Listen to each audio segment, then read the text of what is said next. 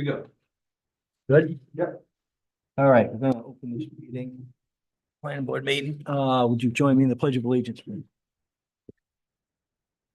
Pledge allegiance to the flag of the United States of America, and to the republic for which it stands, one nation, under God, indivisible, with liberty and justice for all.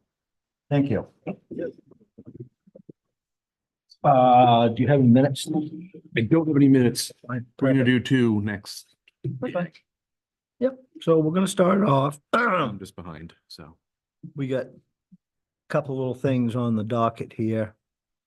Before we dig into the land use ordinance. Yes. So the first thing is Johnson 108 Hofstas Beach permit extension. Yep. Can you just come up here so we get you anything you say on the mic? But you all may remember there was an application. This was just about a year ago to do, it was riprap, right? It was shore stabilization, and 99 feet. And I shared with you an email that I got from Karen that I presume you got from Dale Wright, that basically they weren't able to do the work in the last year, but nothing else has changed other than. Nothing else has changed, except that I have a list here of everybody I have contacted to try to get someone. And as you can imagine, the excavators who do this kind of work, everybody, they're just over their head with work right now. Most people don't even return my call when they hear what it is I'm looking for. A few people have. And the primary damage was done April 30th, May 1st in 2023. And that's when I went through, Dale Wright, Lauren Stockwell helped me do all the permits, DEP, Army Corps of Engineer, and you all signed off on the permits and we were ready to go. But the water level never went down on Pemaquid Lake. So Dale Wright, who was contracted to do the riprap, was unable to do it. When I came back in the spring, and it was still pretty high, but I contacted Dale and said it's down some, but not way down. And I got the message that you all have read when he said he did not think his equipment was suitable to do the project. So, and needless to say, the damage is even worse this year than it was last year. Well, So I'm asking for an extension. Your permit goes for a year. DEP and Army Corps, they go for 2 years. But, I don't think I can get it done anytime soon. and so I don't think anything's changing, but yeah, do you have Our any permit questions? expires when? What, remind The me? middle of August. Middle of August. Mhm. The only issue that I would have with extending is to make sure that the contractor that is chosen meets all the requirements and proven to the town that it does meet all those requirements for that type of work. The only ones I've contacted, I've already checked. DEP has a listing of all those who are certified to do shoreline erosion work. But of course, we would, one of the people I talked to said, well, they'll want my number. And I said, Mhm. I'm sure that will be true, but first I have to make sure I can get an extension and then that You we think can, also that should be inspected after it's finished? yes. I feel as though That was one. that was part of the conditions anyway, that the code enforcement had to go out and make sure during and after. But I think that still should be in there, as well as the piece about the contract improving to Yeah. Mike, even if it's an email or whatever, that we can prove that it's a contractor worthy of doing that. You were acting chair for that decision anyway. What's that? You were acting chair, I believe, for that decision, weren't you? Was I? I think so. Okay. I think that's in the contract that Mhm. you all come out or somebody comes out. I think the day we begin. Yeah. And then somebody comes out, you're welcome to come. You can come out anytime you want, but then somebody definitely comes out when it's over. Right. And maybe at certain points while the work is Sounds being familiar, what done. we put in. Mhm. Yeah, I've got it. It says the conditions of approval on this were the applicant will coordinate with the code enforcement officer to have the code enforcement officer conduct a site visit and confirm the proposed work is not impacting more than 99 feet of shoreline. And the second one was any exposed ground area shall be temporarily or permanently stabilized within 1 week from the time it was last actively worked on by use of riprap, sod, seed, mulch, or other effective measures. All approvals, let me see, and then there's just two. There's two additional, one of which is the board approval is valid for 12 months from the date of approval. So the other one is just that what's being approved matches what was in the application. So I'd like to make a motion that we extend this permit for another year. Yep. Do I have a second? Second. All those in favor? All those opposed? Thank you very much. Okay. so who was the second? Ann, thank you. Okay, then you're all set. I'll send you another letter of notice of decision Sure. and then at some point, hopefully you and George is the code enforcement officer. Right, You right. two can coordinate. So Yes, he sent me to you, so. yes, right. All right, thank you all so much. Thank you for having me. That was 5-0. Well, great. Okay, then the next item of new business is, Back Meadow Heights, Yeah. 2018 subdivision. yes. And there's not an application. It's not really a formal business yet. That is what the three audience members are here for. But let me give you a little bit of background and then I imagine we can have a conversation about it. I think it was like a year ago, I got a call from someone who was, I guess, acting on behalf of a road. Association? Yes, thank you. Road association for an adjacent subdivision that I think was called Neeson Farms. Maybe it's Neeson Farms Road is the road that is in question here.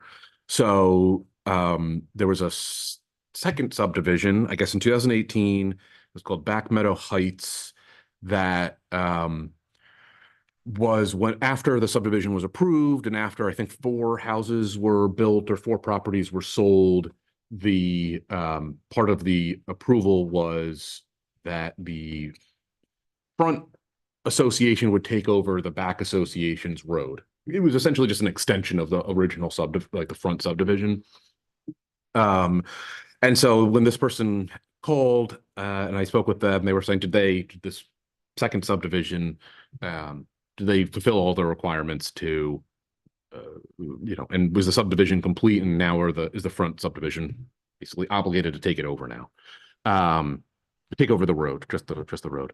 And so we started looking into it and it turned out that one of the subdivision that was approved included a road and had some paving standards in there that was never paved. So right now I believe it's a dirt road and we can get into the specifics, but one of the conditions of approval are in this letter. Where is it? Was it also drainage work? There was drainage and for the road, it was drainage and the road.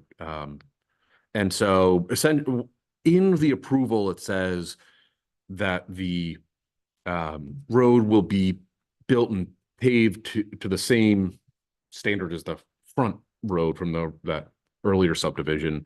And then at some point, it's not entirely clear. You all have actually probably, some of you anyway, were on the board and might remember this. There was, and I think I shared it with you, there were some specs for a road that may have been approved at that meeting as well. It's not really clear. There's not like references that were like linked all of this stuff together. Either way, the issue is that the subdivision was never really finished according to what was approved. And so, however, lots were sold. And so these are some of the current property owners in the subdivision. And the condition basically says no building permits will be issued until the road is finished, and that's just kind of a standard until the subdivision, all the requirements of the subdivision are actually completed. So we're in this kind of weird limbo where there's 4 houses that have been built, which is fine. It's not like, you know, those permits probably shouldn't have been issued, but they were. Going forward, the town's in this weird spot where we're like, well, we can't issue more permits because the subdivision wasn't completed. And so now we're trying to have this conversation and figure out what's the path forward. So anyway, what I wanted to discuss with the board, since there is not an application before you right now, is, and what I've discussed with some of the residents, the owners, property owners, was, is it possible to amend the subdivision approval and not require that it be paved so that it can just be a dirt road for them? Assuming that's what the residents, all of them want. We're gonna have to get everybody on the same page here, but before we start pulling everybody together, I just wanted to test the temperature of you all to see what you would be agreeable to. And it's basically that road paving, and then at the end of it was approved to be like a hammerhead fire turnaround, but then at some point it looks like there were conversations with the fire chief and I guess the code enforcement officer at the time that basically said, yes, it's fine if it turns into a turnaround, like a cul-de-sac kind of thing.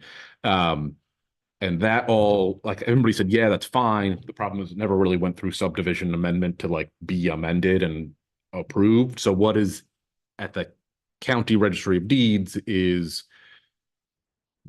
a hammerhead turnaround and a paved road in the subdivision. So in order to kind of remedy this for the residents that are there, I think we can amend the subdivision to not require, the additional paving and to include that turnaround rather than a hammerhead. And then anything else that comes up, I want to go through it and make sure that whatever gets amended now is what everybody wants and agrees to. And yeah, so I don't know if there's any questions that you all have, and then. So isn't this in part the responsibility of the person who, like Alexander Lee, who submitted the subdivision plan? I mean, isn't he responsible for dealing with this? Because the cul-de-sac is certainly, or the cul-de-sac turnaround is certainly larger in area than a hammerhead turnaround, which is why the hammerhead turnaround, I think, was, as I remember, was suggested in the first place because it didn't take so much space. So, but what about the guy who made money selling everybody these lots? Yes. I think those are the two issues. One is, what the merits of the hammerhead versus the roundabout is kind of one thing. But what I'll say is, it's not. Yes, when you come in for a subdivision, there's all these restrictions and conditions that you put on and say, look, before properties are sold or before properties are built, you need to meet these standards. You need to meet these criteria and conditions. It's not impossible for you to sell, like someone could come in and get all the entitlements and then sell that to someone else who's actually going to build it, and then sell that to someone else who's going to market it and sell it.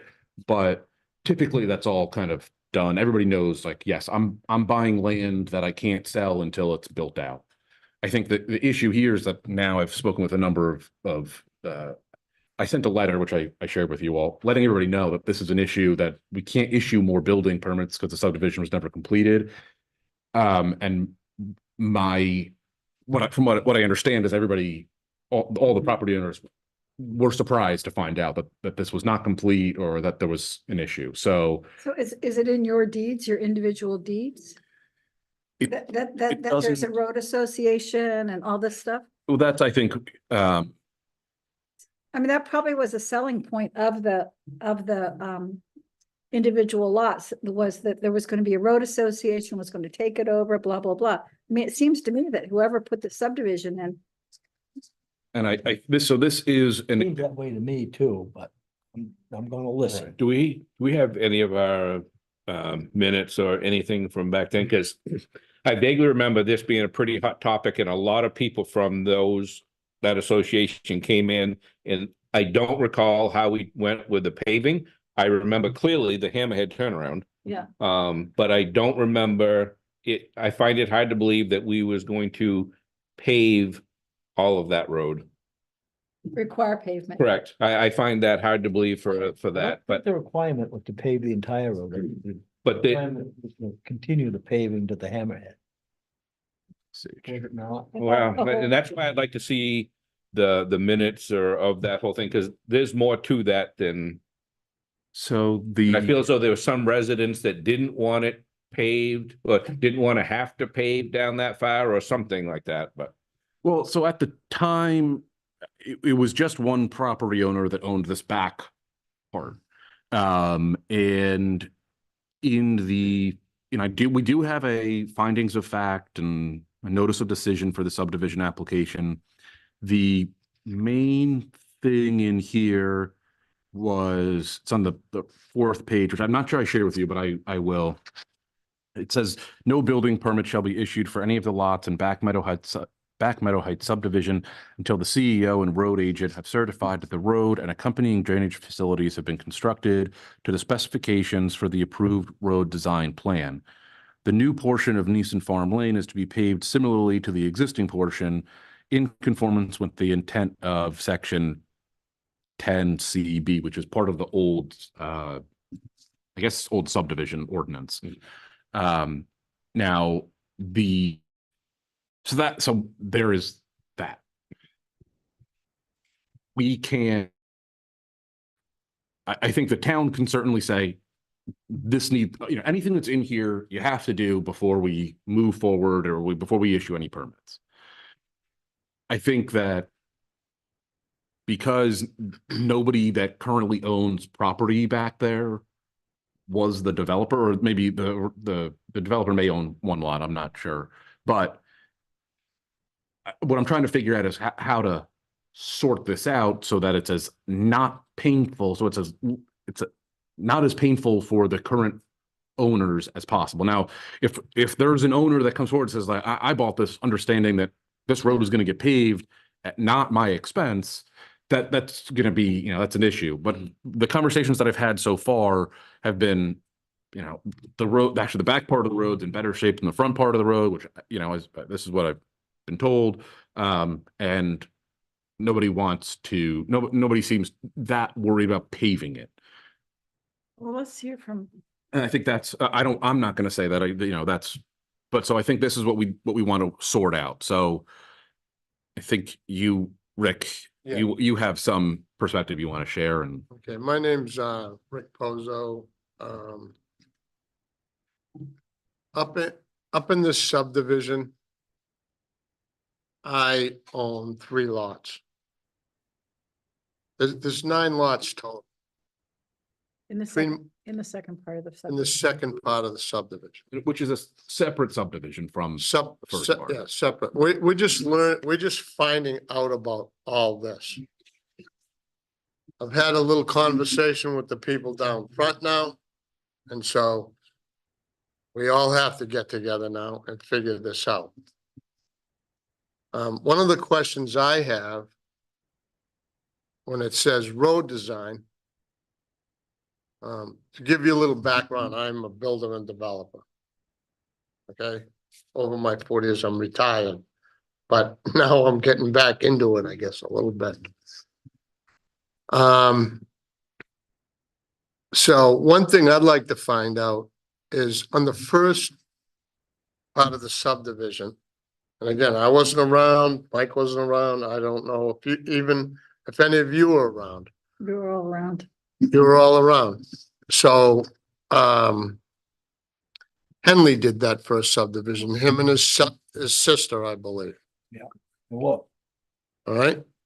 So I'd like to see the road specifications, because that was asphalted. What his specs were. 'Cause I haven't seen that yet. We should have those somewhere. Yeah, If not, yeah, so we wanna, they gotta be at the. Registry. Yeah, registry Oh. of deeds. yeah, it should be, it should be. So you might have to go to the registry of deeds. to Okay, get it. this here, your notice of decision, is nowhere to be found in the registry. Yeah. Which So- I don't know if the notices of decision usually go to the registry, They Well, do either. but what I see is the conditions of approval get put right on the plan and then that all gets registered. Okay, And well- when we look at that, there's That's not a what we signed lot. is the plan. Right, right. There Okay, wasn't a so- lot of. so the conditions on there, plan- So. is at the registry. Very Correct. likely. It should, technically, it Likely, yeah. should be Yeah, there. no, it is. What With- you're with- holding is there. With what I have here, with the road design. It should be. It should be, and I've got to, so legally, we're trying to find this out because the specs for the road design, which again, I've worked with engineers over the years. I mean, these are, you've seen this, you should have, this came from your file. Mhm. Also, this came from your file, the town file. Mhm. None of us have ever seen. And when we bought our lots, you have title inspectors that inspect all this stuff. Mhm. It's not there. So that's a question. We're trying to, we're looking into this. Um, in this decision that you guys, you people, I don't know if all of you were here. But, the CEO would be the code enforcement officer. And road agent. Who is the road agent? That I probably need a means question the, mark on that. Do you road have a road commissioner. agent? it's probably the The road road commissioner. commissioner. Yeah. Who is? That's what a road agent would be, is the road commissioner. Currently, the road commissioner is also the town manager.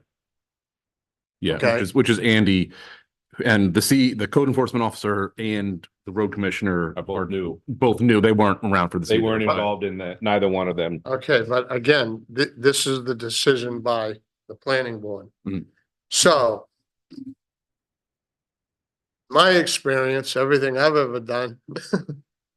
I was had to post a bond. When. That. When everything you say here is completed. They come out and inspect the road. Or whatever necessary inspections are done. At that point. It's signed off. And we get our bond back. Because it's all been completed. At that point, we can go to our real estate people who are very anxious to sell lots. Put it on the market and sell. So, again, nobody's ever seen this. I don't know what happened. I don't have a clue. I'm here tonight to help answer these questions for not only the lot owners that are the second, I guess we'll call it the extension. Yeah, in fact, that's what it is. It's the extension of Back Meadow. And again, there's only 4 of us. I own 3 lots. My neighbor across the road from me owns 3 lots. There's a total of 9 lots. 3 for me, 3 for my neighbor across the road. For my neighbors sitting in the back here, there's 2. That's 8. And my other neighbor, Aaron, who couldn't be here, he's Merchant Marine, he's not here. So that brings up the point here, where we all bought these lots, not knowing about this.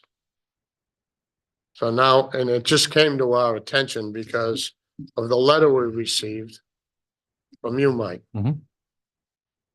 So now we've got to figure, So there's Uh, nothing in your deeds that refers to any of this. no, So it's interesting. Here we approved a subdivision with conditions, right, but there was no follow-up by the town at all. none. to make sure that these conditions were enforced. Mhm. And although I'm sure that the map was registered at the registry with the conditions on it, I mean, I would assume. There's what I sent to you all, the subdivision plan is what was at the registry of deeds. Well, actually, I didn't see the back lots. I only saw, maybe I wasn't looking at the right part, but I didn't, yeah, because your lots are like 16, 17, 18. Numbers. This is what we believe that. Yeah, that one there, I think. Okay. Not the same. Is it- That's the one that's Looks like it. Yep, that's the one that she's looking at now, and I've got that one right here. But so where are your lots? I mean, I thought, So, is this so, the That's the end? him. so my lots are 5, 4, and 3. Oh, okay. The Chases are 1 and 2. Yeah. My neighbor has lots 6, 7, and 8. And my other neighbor's 9. I know what the confusion was. There was the list of the owners and the map and lot numbers are different. You know what I mean? Just because this is subdivision. Yeah, Oh, you mean, you're looking at that, and that's a Yeah, tax map yes. number. Tax map number. That's why I was confused. Okay. So, and to get back to the Hammerhead initiative. So when I bought these lots, and again, not So- even having a No clue conditions of about approval this, That's. I I talked to Mr. Lee and I said, Xander, I said,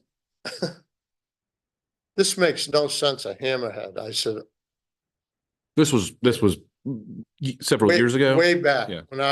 when I bought the lots and the Hammerhead hadn't been completed, nothing had been completed there.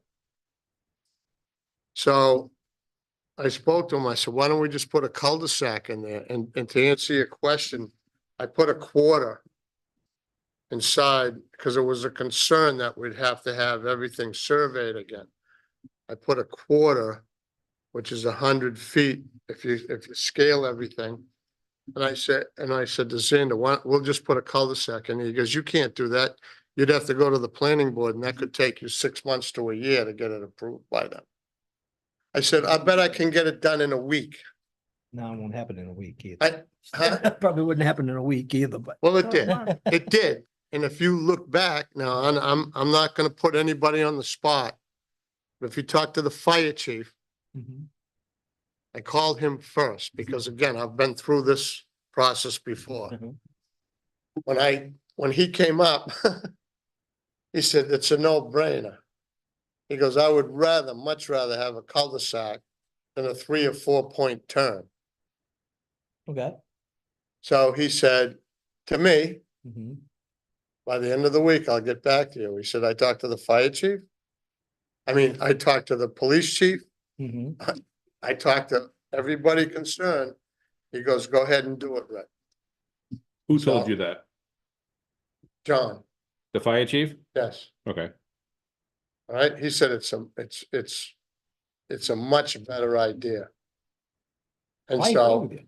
huh? I agree with you on that. Okay, but so anyway, had my excavator, because I was actually in the process of building my house.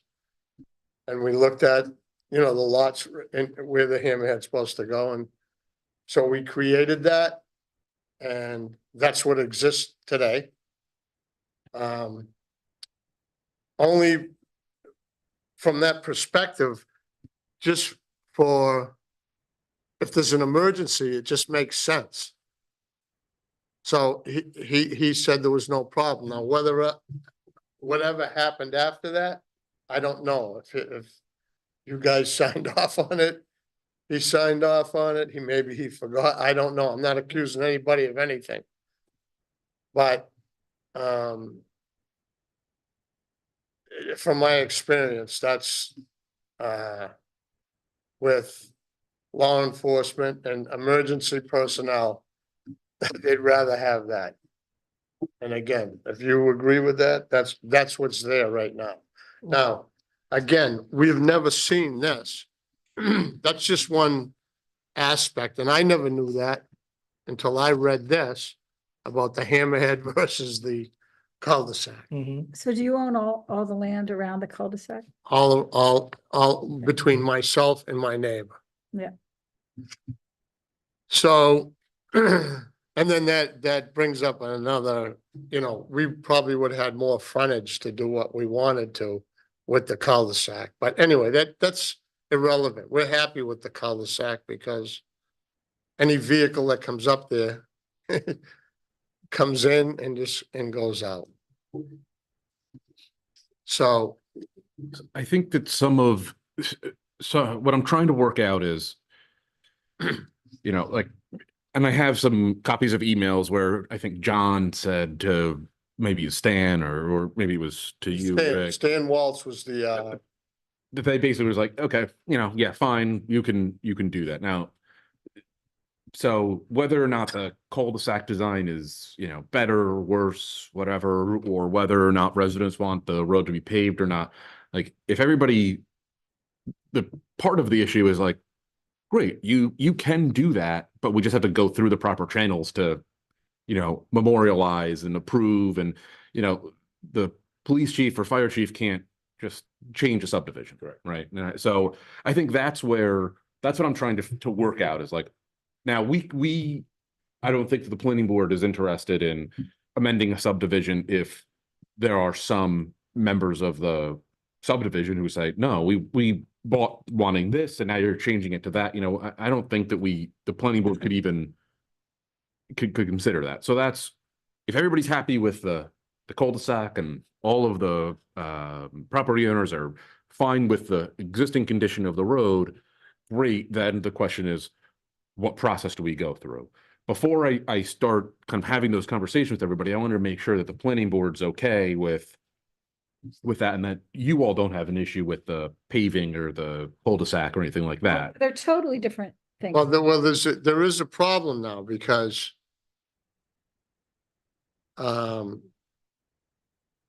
states in here too, after 4 lots were sold. Mhm. Which again,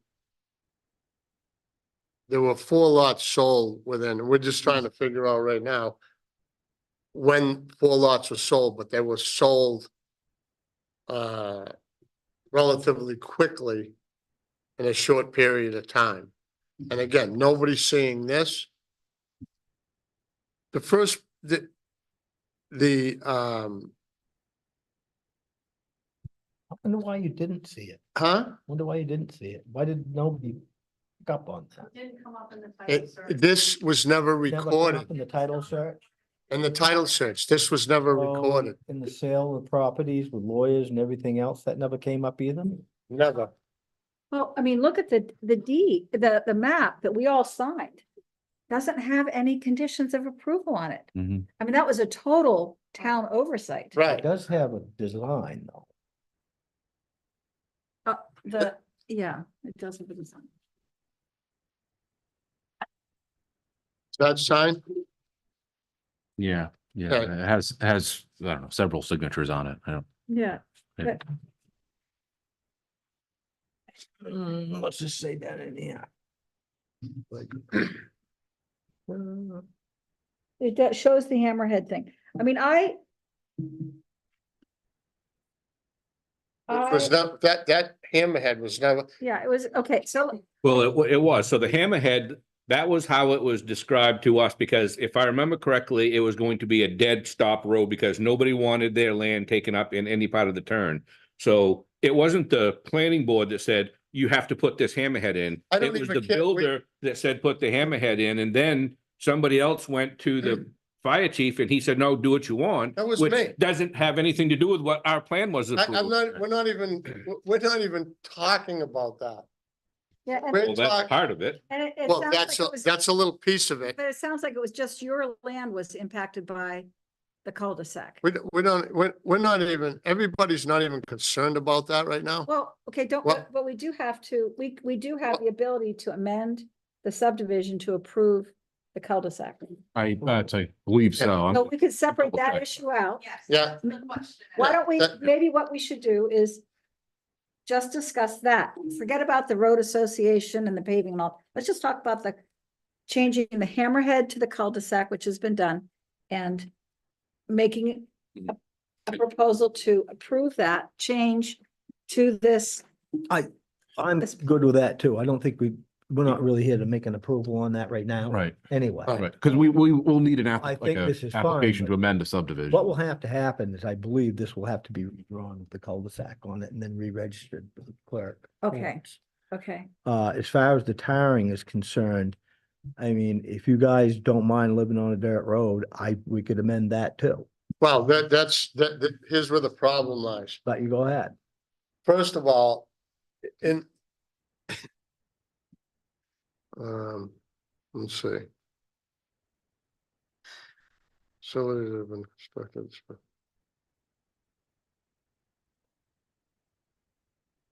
So the new portion of Nissen Farm Lane, which would be the extension, is to be paved similarly to the extension to the existing portion in conformance with the intent of section XCB, which I don't.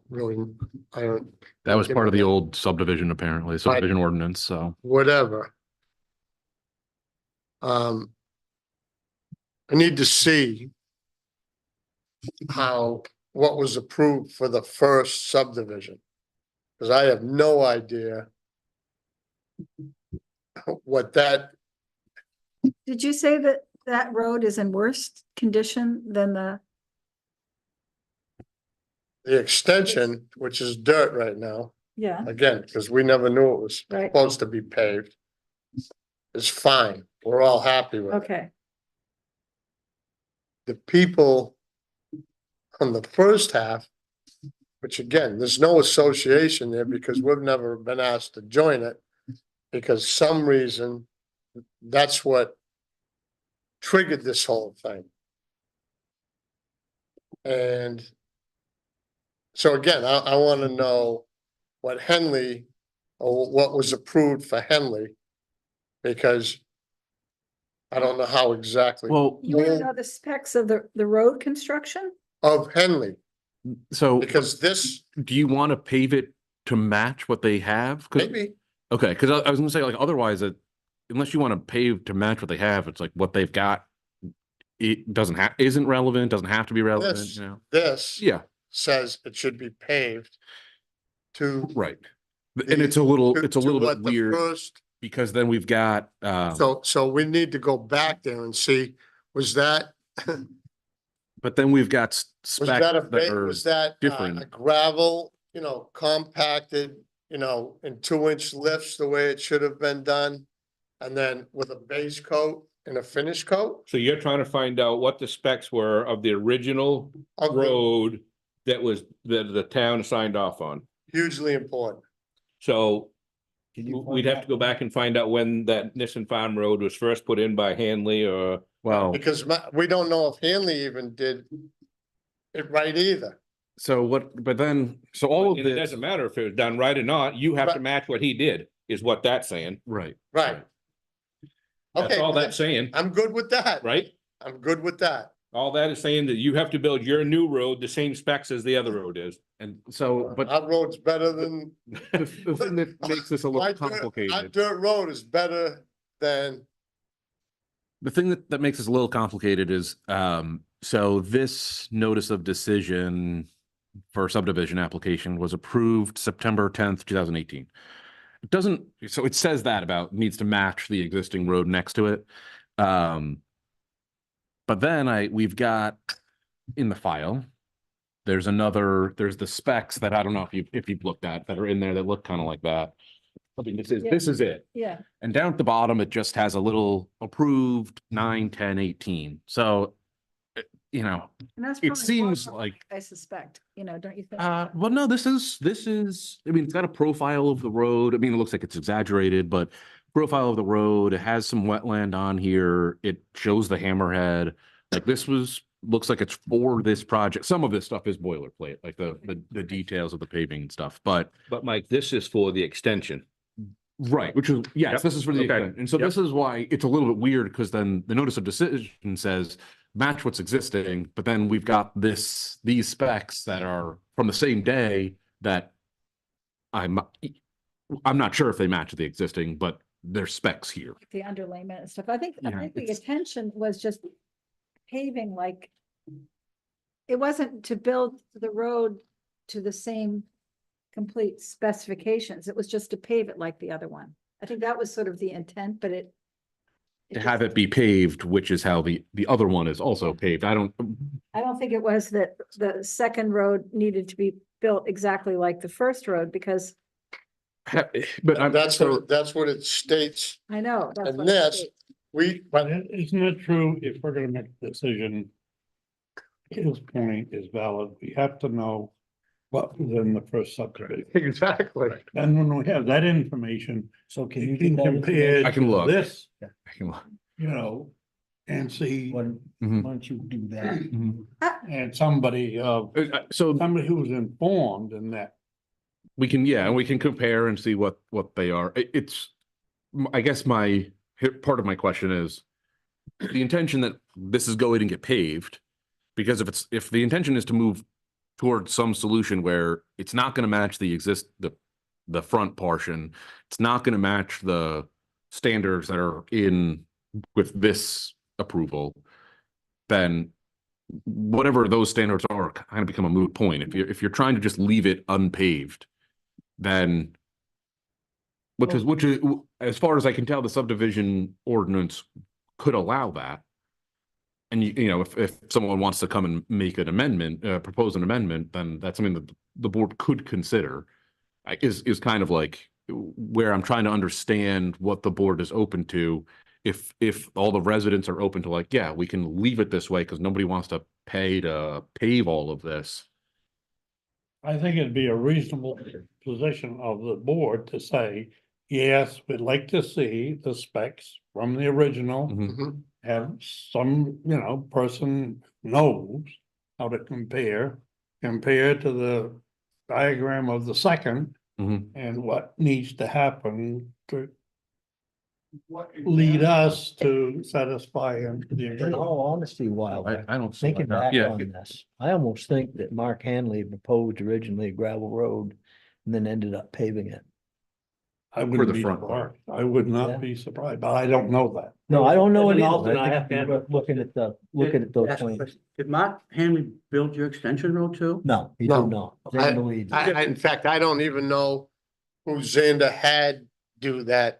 Well, he's a relative and I didn't know if Mark was hired to do that. I can't answer that question, but I'm speaking for what's now, again, this was all brought up because we've never seen this. Mhm.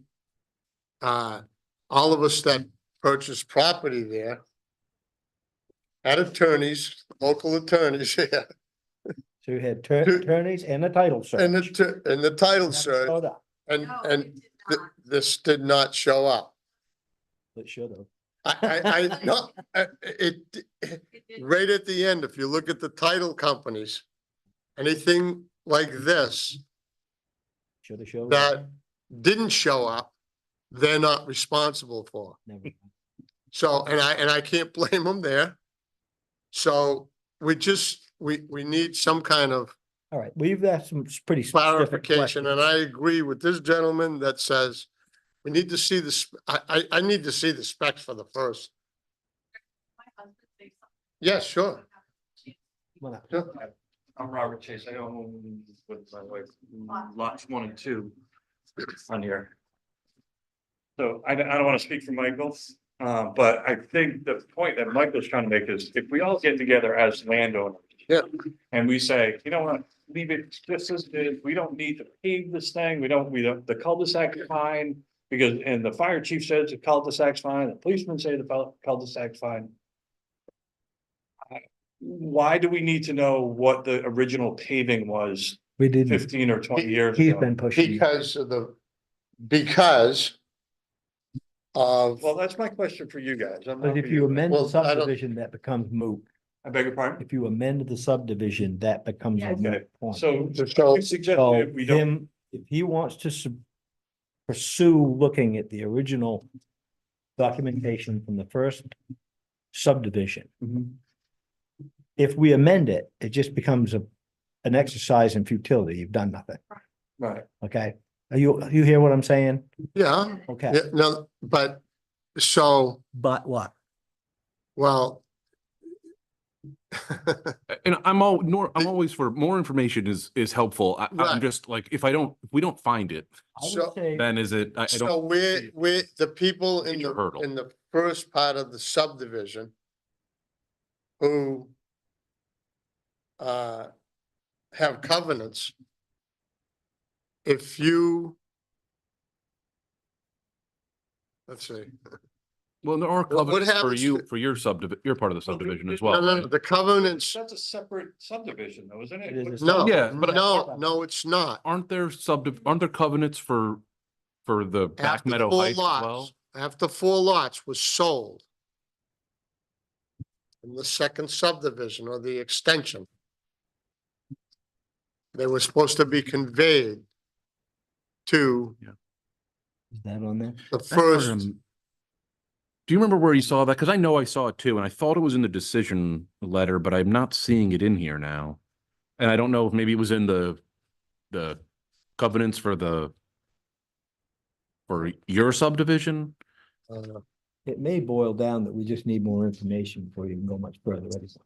Well, and is this, But Our- we're our- beating a dead horse right now. yeah, We are That's beating a good dead point. horse. is this is going one subdivision as far as the town is concerned, or is this Yes. two? no, it So if is it's two. one, and we're gonna find out, huh? It's two.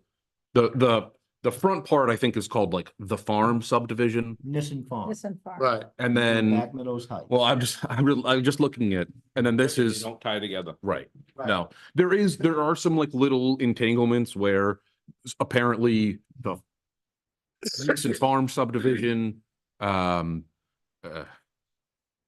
can I never get those here? Association, thank you. The road association was supposed to take over the Back Meadow Heights Road, and they were supposed to just extend, they were supposed to join associations. Did you know they could do that by law even without us saying anything about it? that can be a private.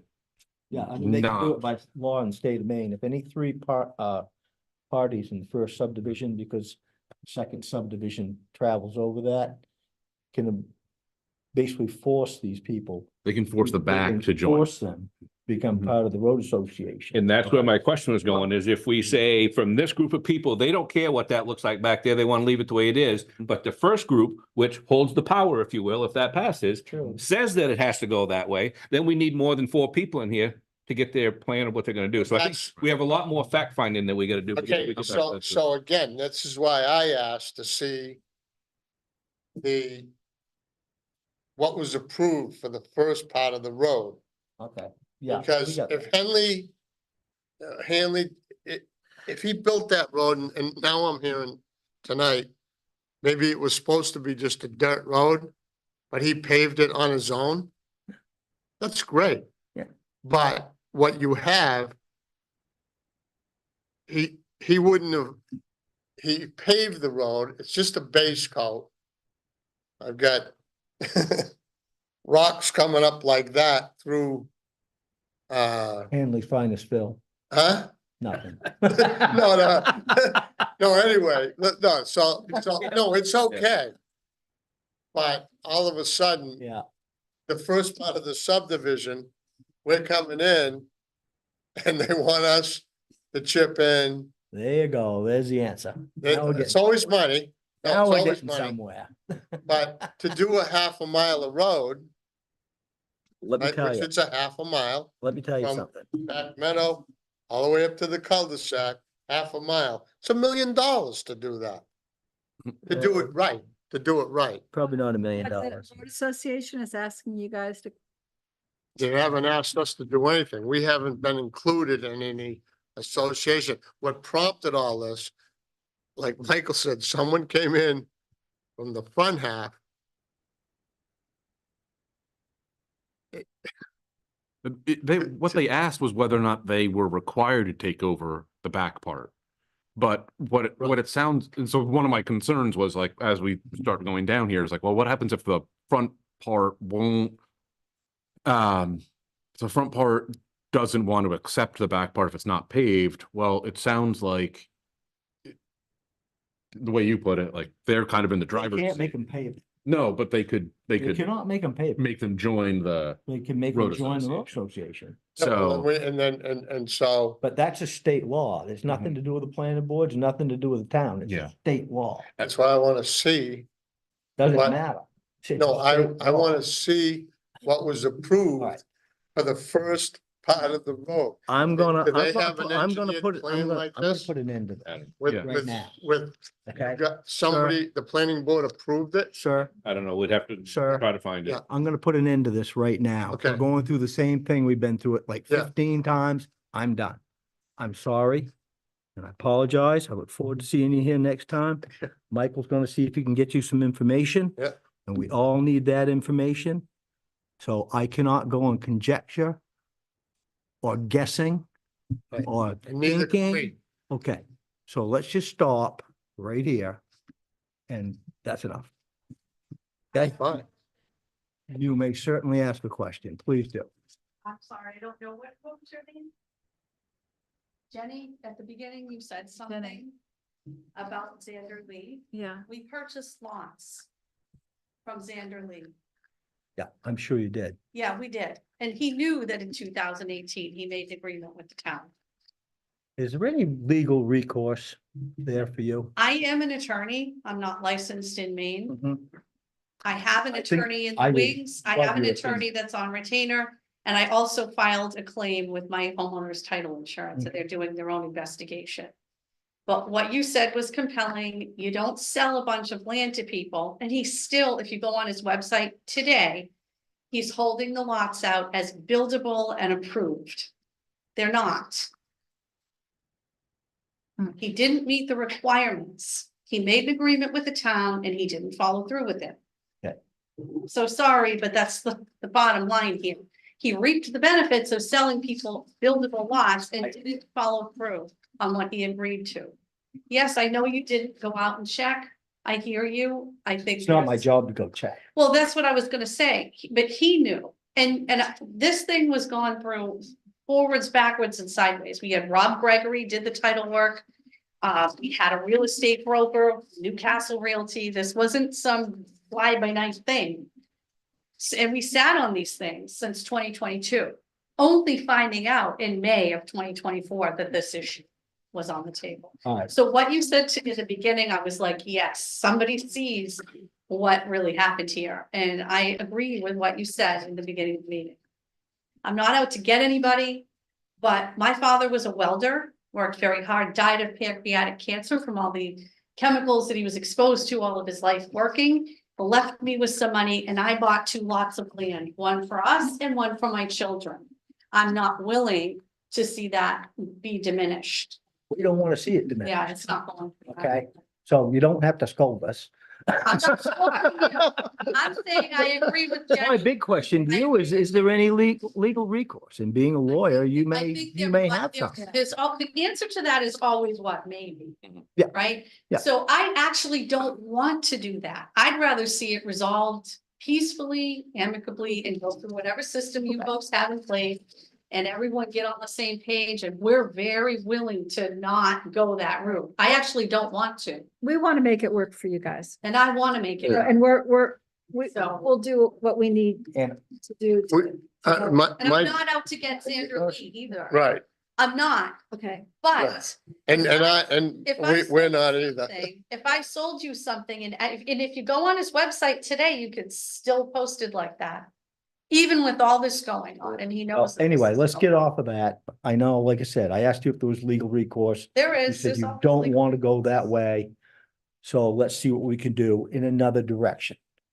The first I'm thing we willing need to to do work. is get this gentleman the information he needs or wants, and us have copies of the same thing. Right, So for tonight, we're gonna shut this down. I'm We have fine with other that. things going on tonight. I honestly, once again, we're back to beating a dead horse. Yeah. So stop flogging it. There's really only a couple things that I wanted to know so that as I work on this, and it sounds like generally the three of you are open to pursuing an amendment to the subdivision to not have that road paved, potentially. Yeah, and no, I think we've talked to everybody on the extension, which is just Yes. us. But So what does that do to, if it's amended to, We can't answer The- that until we get the rest of the It amends- information. Okay. Thank you. Put that away. If we're making an amendment, it amends this. Yeah. That is gonna change it, Sure. the structure. of And so it. that's, I just want to make sure, so it sounds like the two things that I've identified are possibly not paving the road and possibly allowing the cul-de-sac to exist. And the reason I'm asking kind of like is if there's one person who says, no, I don't want that, then it becomes a whole different question. So it's that, since you're here, For it the sounds like you extension, and we- everybody we- are agreeable. we all agree right now with that. Okay, What we don't know, and again, right. And that's what I'm going to look at. Stop. But and then so great, there's them and I know I've talked to at least two other property owners. So then I want to say, is the planning board open to not committing to anything, open to um pursuing a application, a subdivision amendment for the road not being You paved? want to have a vote on And this? no, I just want to say if you're all Would you like? to You're- have a and then vote? that. Okay, so that's- Are you agreeable to having it, making it? just open to it at least is, Well, I mean, I think we can certainly hear, it, but we gotta, I need to hear more information that he Yeah. finds out before I can even say that, but Information that we find. pending that. but assuming everything, yeah. But then we that's- gotta make sure that these 9 landowners, a majority of them Yeah. are in agreement with these two. Right. And that's, yeah, and honestly, I think all of them. I don't think that the planning board could consider a subdivision amendment if even one of them says, no, I bought this with this understanding. And so, but I just wanted to make sure that we're not, chasing down an impossibility here. So, It's the only thing we can do. yeah. So, I will get this information. I will see what I can find on the Hanley subdivision, the Neeson Farm subdivision. I know we've got some things. Hopefully there's information about what was supposed to be paved. Yeah, I found a lot. What I'm hoping is that paving information's in there. I need to there are a couple of property owners I have not gotten in touch with that I haven't heard from, but I will follow up with you all, after, since I've got, I think, all 3 of your phone numbers. And I will try and get all of them on the same page. And then we got to see what the front subdivision, if they're agreeable, some of that's what I don't know. It sounds like in some of these, where it's like after 4 gets sold and then they take over, I just want to make sure that everybody's right. It doesn't matter. We're not. Yeah. I'm gonna go there right I now. don't, Thank you. We don't I'm have hoping enough it doesn't matter. information. That's it. Yeah, so, okay, Guys, have a great night. Thank you for your See you time. later. thank you. So, I just wanted to kind of, like I said, get your temperature on Basically, openness just to gotta this, get all the so, information you can get before we can do anything. and you're not It's like opposed. a political statement. We have to be open to anything, Okay, and you get the information. Like I say, then you make a depending on what I decision find what's in out. front of you. So, Honestly, as I remember, I don't think Mark Hanley had originally intended to pave that road and he had it paved anyway. well, and it also, that could have been paved after the fact, like the And current property I owners think- could have gone I and think he paved it. so. The trouble is though, we refer to paving it like the front, so it had to have been paved when we did the It was paved decision when and we then, did but that. I don't. Cause I think Right. Hanley paved it when he started selling lots up there. Yeah, Yeah. maybe. Cause he wanted to make it as attractive as he Yeah. could, so he could get as much as he could for it. Hanley's no dummy. Yeah. He's a smart guy. what was the thing about No. once 4 lots in the second I don't- subdivision were sold? I didn't Need know to- about that one. We all Yeah. need to do more homework on this. I wouldn't even go. Well, I'm gonna go and check and Dan makes a good You've point. got a I'm gonna quarter check of and the see whatever information that you need. is recorded. Is what we're gonna go off of. At a certain point, that front subdivision is gone. Have all these people So these are all people that are intending to build but haven't built yet. Well, so this is, what I will tell you is, Yeah. there are no applications, there are no building permits that they've applied for yet. I sent this letter to those property owners because I didn't want an application to come in and then have to have George basically say, no, you can't do this because this whole issue is out there. So out of all those 9 lots, there's no houses built on any of them. They're all just. No, there's 4 that are built. Okay. So before George, me, anybody was before we were around, or I think at least these 3, they, and I think 2 of them lived together, I assume, but either way, 4 property owners did come forward, asked for building permits, got them. They should not have been issued as far as what I'm seeing, but now that we know, even if they came in and we know that this was done wrong, like the town, George can't really issue a building permit now. He shouldn't. And so that's why I sent this letter that I shared with all of you to those property owners, basically to like try and deal with this now before it is a real issue. Not that it's not a real issue now, Proactive, I but, think it's intelligent. It's a Yeah. great idea. well, yes, But I'm and sure it ruined their- well, it would have really ruined their day if they But that went to just get a goes to building show you permit. that we had somewhere a gap, because if the fire chief and the code enforcement went out there and said, yep, that's fine, just do it, and it doesn't reflect anywhere on this, Right, how you supposed, Well, how I you think- supposed to enforce that if it's, yeah. you know what I mean? So maybe there's a conversation to be held with the I'd like fire that chief, actually happen. So do I. to know, but I can see that, I can see the former code enforcement officer saying, no problem. Yeah. You know what I mean? That's, and I can also. I'm also not trying to Sorry. place blame on anybody. I'm just trying to figure out what happened, what was approved, what wasn't, and then clean it up. So Onward and um, upward. I think that, It's an the conversation with John, like John can say, yes, that looks great, but obviously he's not Correct. in. Yep. And the code enforcement officer should know that changes to a subdivision need to come to the plan. And even back then, when we had fire chiefs get involved in any of that, it was always before we made our final decision. It was never after the fact. He would go look at something, so. Right. And it's usually advisory, and there are sometimes, I know we've made a condition of approval, like you need to get the fire chief's approval on this. But that's, again, it's almost advisory. It's like, if they say yes, great. If they say no, you're gonna have to come back and Correct. whatever. So, all right, I'm gonna try and get that information. I'm gonna try and get in touch with all the rest of the property owners, and I will try and get some kind of subdivision amendment You need a little more together. Homework. Yeah, right, I know, this is me. I created this problem for myself, In so. the words of a wise chairman, we beat that horse long enough. Yeah. Right. Yeah. thank So- you for trying to. Yes. That horse was dying right in front of me. What? Is that term in the Roberts rules? Yeah, I highlighted, I saw it. No whipping a dead horse. I don't really care. So. You know, I I know. have a couple, I have a number of things that I want to discuss with you. And I want to give a couple to you because hopefully it'll be quickly before we jump into the LD 2003 stuff. One is we have just started a new, I'm sorry, my back's to you, but Oh, no, that's fine.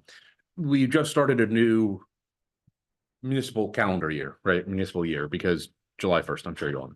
So there's just a couple housekeeping things. One is that, and I believe that your term expired yesterday. Oh. Would you like to be reappointed to your seat? Would you like to stay on the planning board? I would, if Okay. you guys are okay with that. Oh, I'm really good with it. I just wanted to ask before, and I mentioned it to Andy, I wanted to confirm that you wanted to be on before I ask Andy to have the select board reappoint you. So if you're willing, great, then we can move forward with that. Terms. They're 3 years, and I checked to see what everybody's were. Anne is the only one that expired, which for some reason now sounds wrong, so let me just double check. Where is it? I think mine was 3 and yours was 2, or That's When it was first appointed, yeah. You're replacing different. I have Jonathan and Wilder expiring next 1 year from now. So you're, I guess, in the middle of yours, kind of. Jenny and Neil, apparently you were just reappointed Okay, like a year ago, maybe. great. So you all I have as being as expiring in 2026. Dan, yours also would expire in 2026. And then I've got Gary Rosenthal, who I haven't really been in touch with. I don't know. His, I guess, expired. Well, Did he jump on the same time I did? you know, Yeah. did he? Yeah, I think he so. did. Well, so Same time he did. well, what I've got is that his will expire a year from now. But I have it basically I have it on here as vacant because I don't know if he's resigned or active, whatever. So we can discuss if basically I have a vacant alternate seat. If you know anybody who wants to maybe fill that. Well, we should discuss find that out, Should- because should if it you- is in fact vacant, then we should be looking for somebody just in case. That's I know I've emailed him. I just haven't gotten in touch with him. So I'll follow up again and try. What we did with the Historic Preservation Commission is I couldn't get in touch with a member who was appointed, and basically the board said we're going to just vote to accept their resignation, so that the select board could appoint somebody to it. So I will have the select board. I will ask Andy to ask the select board to reappoint Anne, and I will try and get in touch with Gary. The other thing I wanted to give you, and we don't need to get into this now, because maybe at the next meeting we can do the whole vote for chair and vice chair, just because you're supposed to do that every year. And I've got a schedule here that of basically the first Mondays, except where there were a couple conflicts, that you all can then, you can take a look at and decide. So we don't need to decide right now if the schedule works for you. What I'd like to do then, if we do, we can adopt it and post it in the newspaper, and then post it online and post it in the town office here. And those are just gonna be like the regular meetings. I'm good with it. I'm already good with it. So, Pass him down. and then if there's any special, Huh? if there's any meetings that need to be, if we have workshops or anything else. On your side. Yes. Thank you. The only thing that might be a problem with that, Mike, is there might be some change due to God Yes. knows what. Yeah, and we can always change them. It's just what I As far as I'm think is concerned. best practice is just to get them out there. I like that. We notice it once and then they're all noticed. We don't have to notice every meeting or anything like that. And if you want to change them, we have to notice that. But we just notice the calendar once and we're good. Yeah. Why is the Tuesday one? The only thing I will tell you is that 8/5/24, I'm gonna be vacant. You won't be, I will not. be. and that's, I mean, we can, so if you want to move them because you already know you're not gonna be available. I will Fine. tell you, I guarantee you, that's my birthday. I'm gonna be, where I'm gonna be. Yeah. Hey, wait a minute. Yeah, it's your birthday. You better. Oh, we get birthdays off? Yeah, that's It's right. my birthday.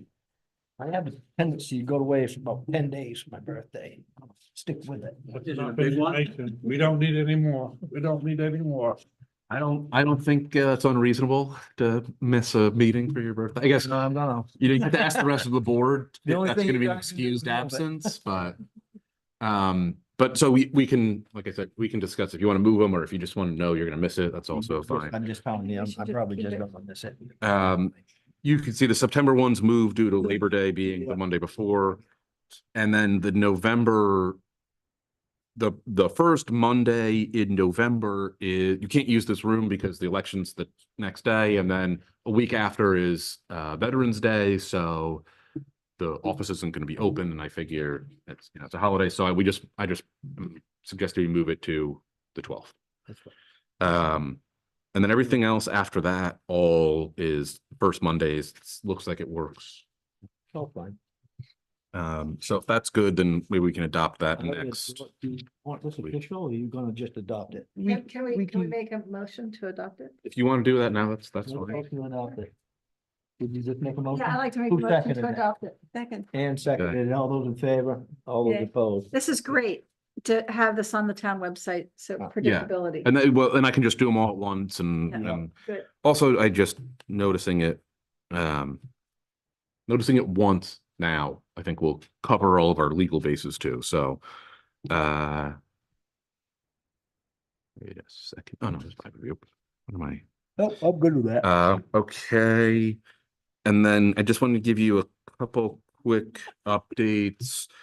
The comp plan process, I don't expect to have the public hearing at the August meeting. What I'm thinking is it may be like in the middle of September. Rather than doing it at the September planning board meeting, is maybe we can have a special meeting in September. Does that work? Yeah.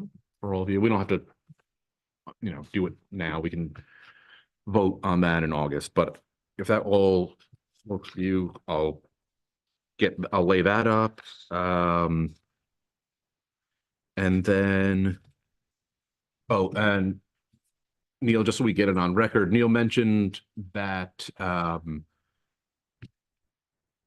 there may be some benefit to having, I don't know if it's Chromebooks or some kind of town-owned electronic device that members of this, we could do it for the select board, the planning board have, as well as like a email.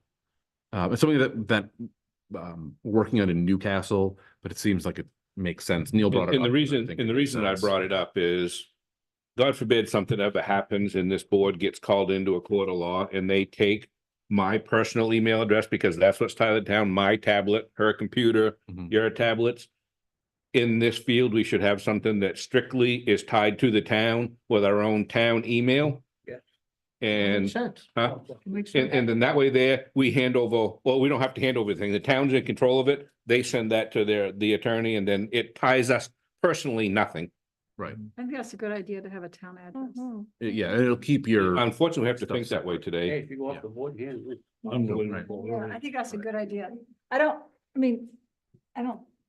We don't need like town tablets and stuff, I do. But you do, because Yeah. you can't have, the town's not gonna put their stuff on your tablet, so it has to be town-owned property. And it would just tie an email, jenny.began@Damariscotta Planner, or whatever they're gonna come up with for an email address, and that would be strictly for the planning board business. That's it. Correct. Yeah. This came up once before. Yeah. A year ago, maybe, or Yeah. before you Good. got here, and we said, no, we really don't need them, everybody, but it's a great idea. Mhm. Okay. It really, really is. Okay, Elizabeth she brought it up. Isabel? Isabel. Okay. I'm not Yeah. very good with names, you No, know. that's all right. That's all right. Wow. Michael. Maybe we should turn these name tags around, right? But what I mentioned to Neil, I agree. I think it's a good idea. Is it's probably going to come down to an issue of budget. So I wanted to bring it up here, assuming that nobody was against it. I'll mention it to Andy, and he can kind of add that to his list of priorities for the next budget season, or look at what money we've got now. So We could start with the emails though. and have yeah, a right. And that Town email. may be those do call, I mean, every email I think does come with a price tag, but again, if everybody here is in support of it, then we can at least start the conversation administratively, in the office. And then I just wanted to give you an update. Andy and I had a meeting with the Clipper ship developers today. They are looking at, and they'd like to share a sketch plan at the August meeting. They have a smaller project they want to move forward. It's like, they're saying it's like 2/3 the size. It's the same location, same general idea, but it is smaller, and I think it's going to be primarily memory care. So they'll share whatever details they have with all of you at the August meeting. And then Ledgewood Court also they're still trying to run down tax credit financing for their project. And both of them, I know, since we've been working on getting, expanding the TIF, they're sniffing around for credit enhancement agreements, which we can discuss when we get specifics. And the TIF, that whole expansion actually hasn't even gone through yet. So once that's actually in place, then we can start having conversations about it. It's really probably more of a select board conversation, but you're all going to be pretty intimately familiar with these projects, so your opinions, I What would think credit would be. enhancement, so we wouldn't even get tax money from these? It That's would- the idea, that they would get some big benefit from the town for putting their project that causes so much hassle? I think if my guess from their perspective, yeah, they would Come on. love it.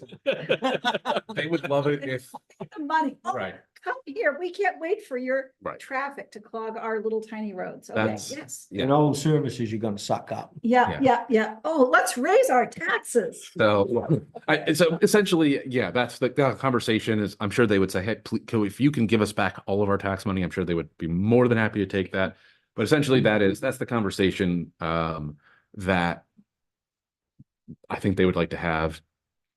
I I hope am they have not, it with us. I am not suggesting one way or the other at this point. So, but that will come. I just wanted to give you a heads up. That's That reason for TIFs is like so 1990s.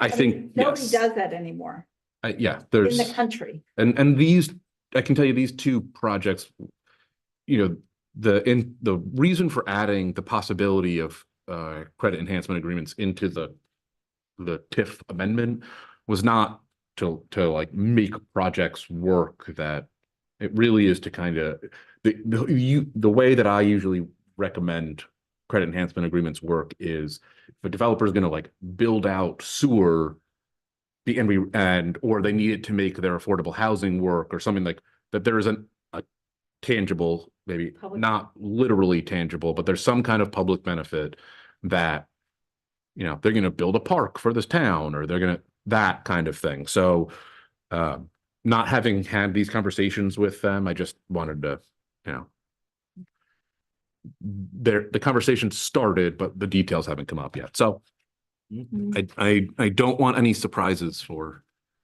you all. So figured I would share that with you.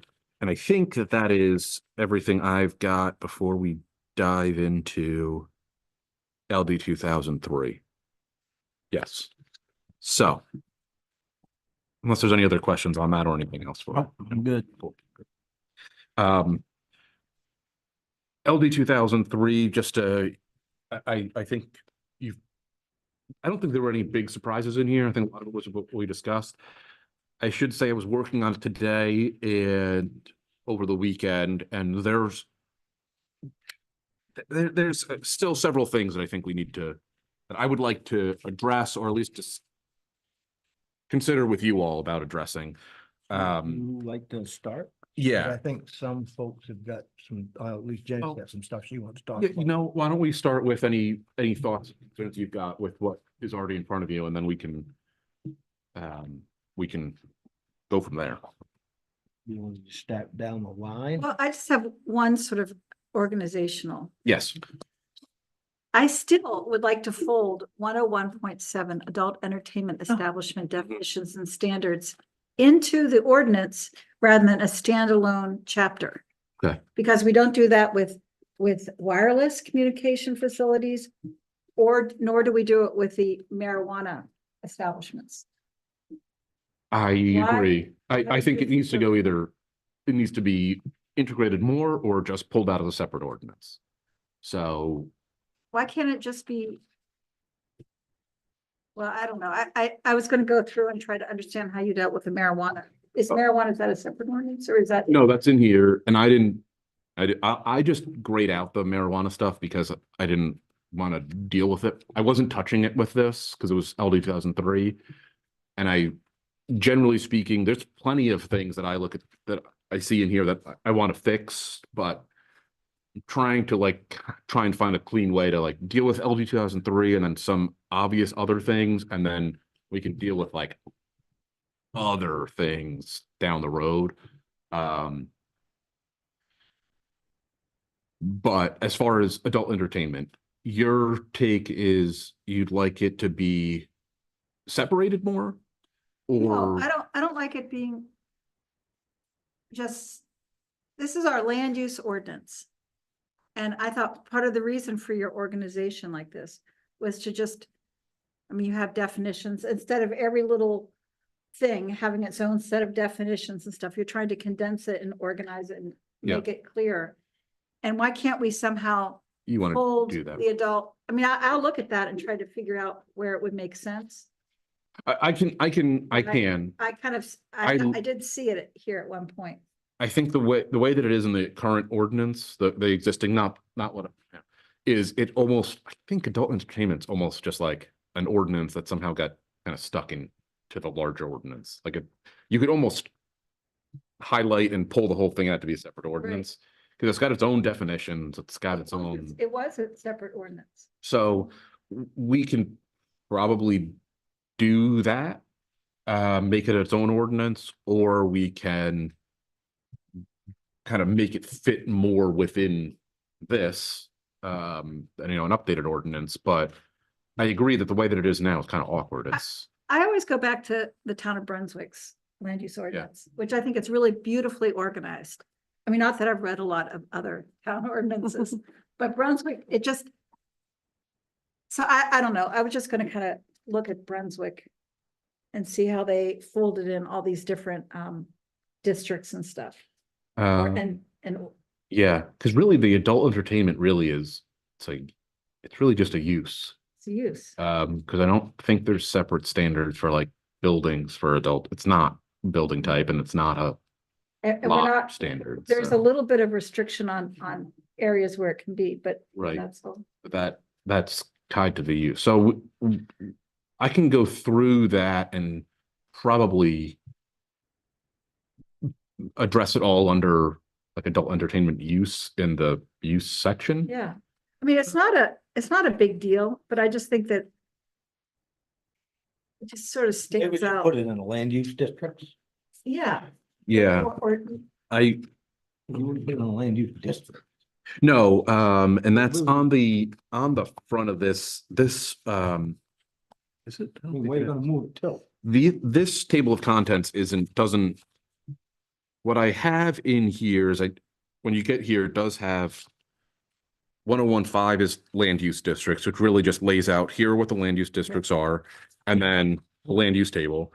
But then I think the next section is just general provisions.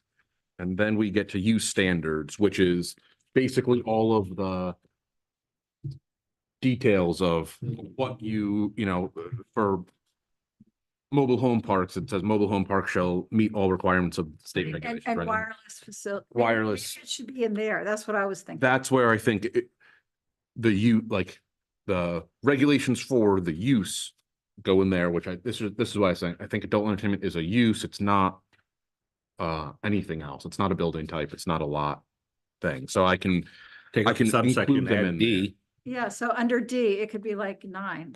Yeah, right. that. Exactly. Non-residential use standards. I can put them all in there. I That's can go those through words. it. That would fit. So that raises the question of like, what I'm trying to bite off here is LD 2003 changes and mostly just dealing with residential stuff. And I am trying to show some restraint in not going and trying to fix all of this other stuff. So I'm happy to do that, but the reason I'm trying to restrain myself a little bit is I want to get this stuff done. As of today, if somebody came in and wanted to build affordable housing, they get the 2.5 times density bonus as long as they meet, this whatever standards set by the state. So even though our ordinance isn't updated yet, we still have to accommodate all of the LD 2003 stuff. And I'd like to have our ordinance updated so that we have a little more control of how we're accommodating LD 2003 rather than just like, kind of letting it kind of fly in the wind or whatever this saying would be. So we're behind on this, and there's a time is of the essence is why I'm like, well, what issues do we deal with now? So instead of moving that now, why don't we just focus on, like you just said, and then let's get that in, and then we can move the other stuff after the fact. It's Yeah, not it's gonna hurt anything. where it is. That's it's not a time. essential. You know what I mean? Right, I agree. It's more I agree important to with get you. this out there, so if someone comes in, at least we have something that we can go from. Right. And so saying that, I realized today that I hadn't really addressed the affordable housing issue in what I've given you. It is fairly straightforward. What I did update the definitions for affordable housing owned, affordable housing rental, and affordable housing development. And essentially, they just match what is in this, well, the owned and the rental matches what's in the LD 2003 and like the state requirements. And affordable housing development does as well. It basically is if you've got more than 51% of the units are deed restricted to be affordable, then the project can be considered affordable development.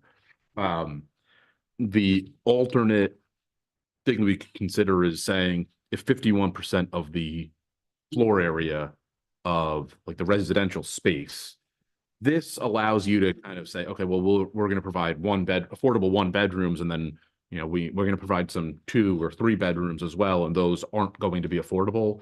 It really is a, so you could potentially have less than 50% of the floor area be affordable, while more than 50% of the units are affordable.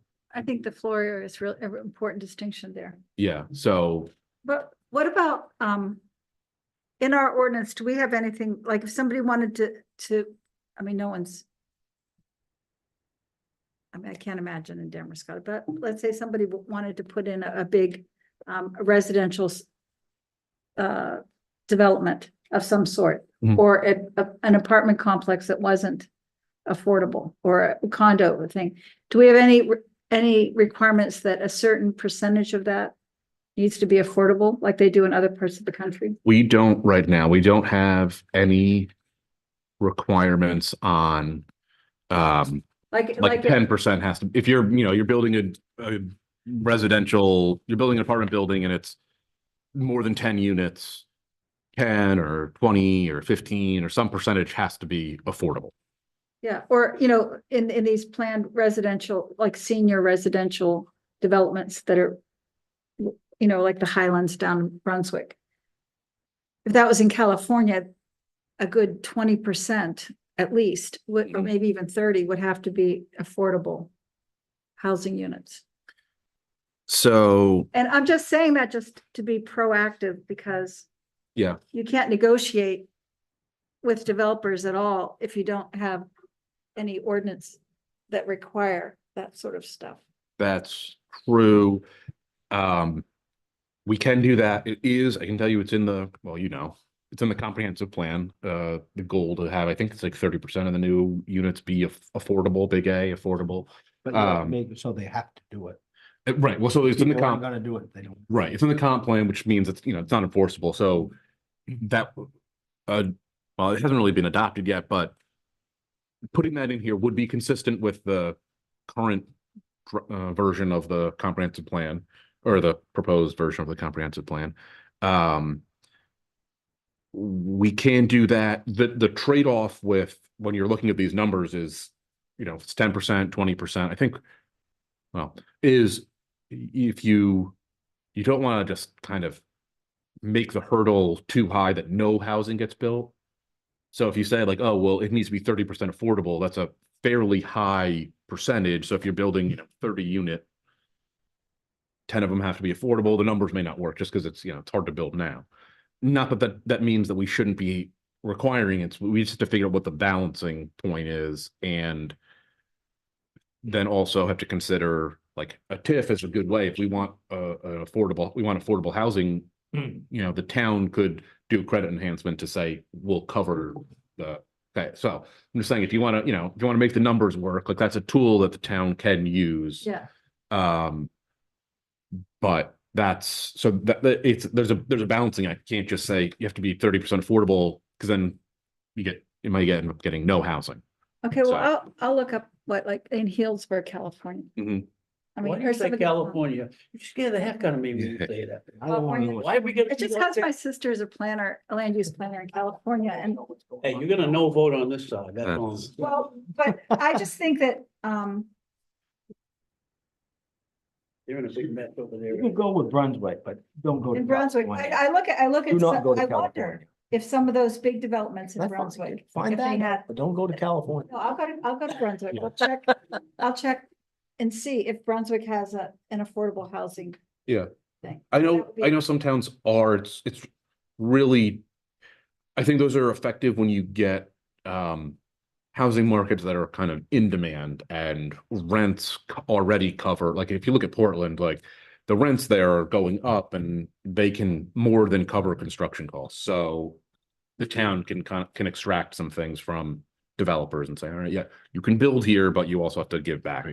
Here, I'm not sure that Damariscotta is at that point where we can start, extracting things from developers. Not that there's no way to do it, and not that we don't want to address affordable housing somehow in that way. But it's not quite as simple as just throw it in the ordinance and, require it. So that maybe is not a now thing, that might be a soon thing. What do you need from us right now? Well, any other issues that you've got in here anything you've looked at? And then there's a couple questions about things that I've been working on that I want to just run by and make sure that I guess I was looking at we changed the ordinance to allow, 32 units on a. I think a single foundation. Yep. Mhm. I think that's reasonable. And I think that's still in here. I did, And except for senior residential facilities can go up to 45, is that it? 45 dwelling units. I did want to plug a hole there that That's I know 90 I'm up. 90 rooms. Well, and so this is, Is that the whole? the whole was that they're not really, some of these aren't dwelling units, it's. You counted, there was a count in there, two rooms being one dwelling unit. Yes, I thought so, but so what I did was, I thought that was in there and I just couldn't find it You again. have to have two It rooms is. to have a dwelling unit? That was stated. Or like congregate, so I'll tell you what Yeah, actually, I think it might have been under rooming houses. I think that, yes, I think you might be Might have right. been under rooming houses. What about studio apartments and stuff? Which is basically. I think another thing we haven't addressed, how about, and we've got a size cap on like retail buildings. Right. 35,000 feet. Yep. We don't have any side cap on manufacturing buildings. Yeah. And somebody could come in here and put a car plant. You don't want a car plant? No, not really. Yeah. Um, Yeah, additional work might be good. And- I'm just saying, Right. That's throwing it out there for what it's worth. Because that's something I wanted to Except discuss. that relate to scale, Yep. like that Mhm. are really important. Yeah, And that's why I mentioned. that's the why I brought it 32 in. units. But if we're gonna have all these places coming in, we're giving them all this money back, we gotta have somebody help us pay the taxes. Well, I can't keep paying them all. I don't think we're gonna be giving, hopefully we're not giving too much money. to Two that. 35,000 square foot buildings, or three of them, spread them out over a larger area. Instead of one enormous building. You know what I'm saying? I get Mhm. what you're saying. I mean, how big's the rec center right now? Well, there's other ones around that after that size cap went in, probably wish that they hadn't been on that side of the fence, but Yeah. they are. You're And it's- very right. And it's too late for that now, so. But anyway, that's just something I happened to notice in there that, I sitting there mulling this over and I says. Restrictions on this, restrictions on that, restrictions on that. Manufacturing. Well, No. so one thing, just could you go to back up for 1 second, the unit count, bedroom count thing. What I said was, Page you on, Mike. I am on page 7 now. Oh, actually, but I'm sorry, this is not in yours. This is just a Okay. definition. To the dwelling unit definition that already exists, what I wanted to add was for determining density for things like assisted living, bed and breakfast, nursing care, rooming houses, things that are not where you don't have dwelling units because they don't all have kitchens necessarily, or they share bathrooms, whatever it is. That one was. Those will count, every 2 bedrooms will count as one dwelling unit.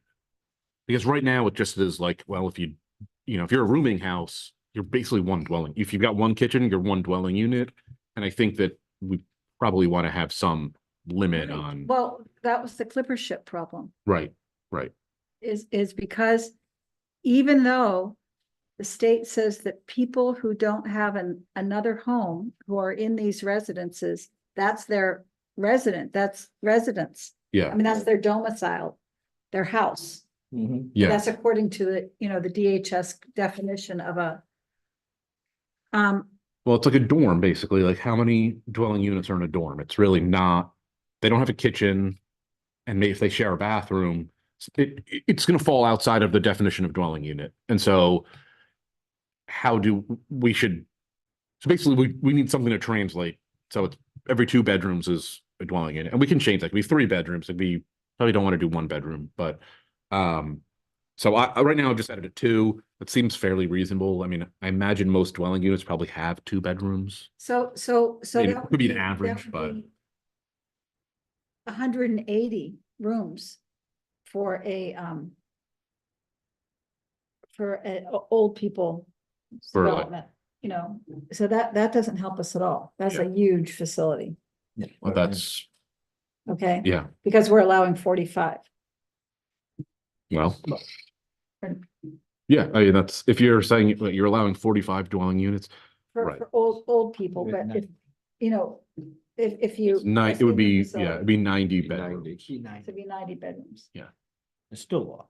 That's There's a still lot. an awful lot, because like. That's it was- smaller than what that other development was. It was, wasn't it 75? No, they were 102. 102, I think. I think when I talked to them. So it's smaller than that, but I think you still have to have something along that, Mike, you can't just Yeah, call it a 1. well, and so I think, I mean, 1.5. yeah, well, I think that 2 is reasonable. Maybe it's then the 45, if that's what you want to adjust, because the 2 bedrooms equals 1 dwelling unit is the broad, it's going to be for rooming houses and anything, dorms. I don't think we regulate dorms, but if there were something like that, and that seems to be, if you're thinking about like from a sewer capacity type thing, like that I think is, Parking, yeah, sewer, right, water, right. all that stuff. So if you think that having 90 bedrooms in a assisted facility is too much, then we should work down, what the cap is on 90. Now, also, in order to do that, in order to have 90 bedrooms anywhere outside of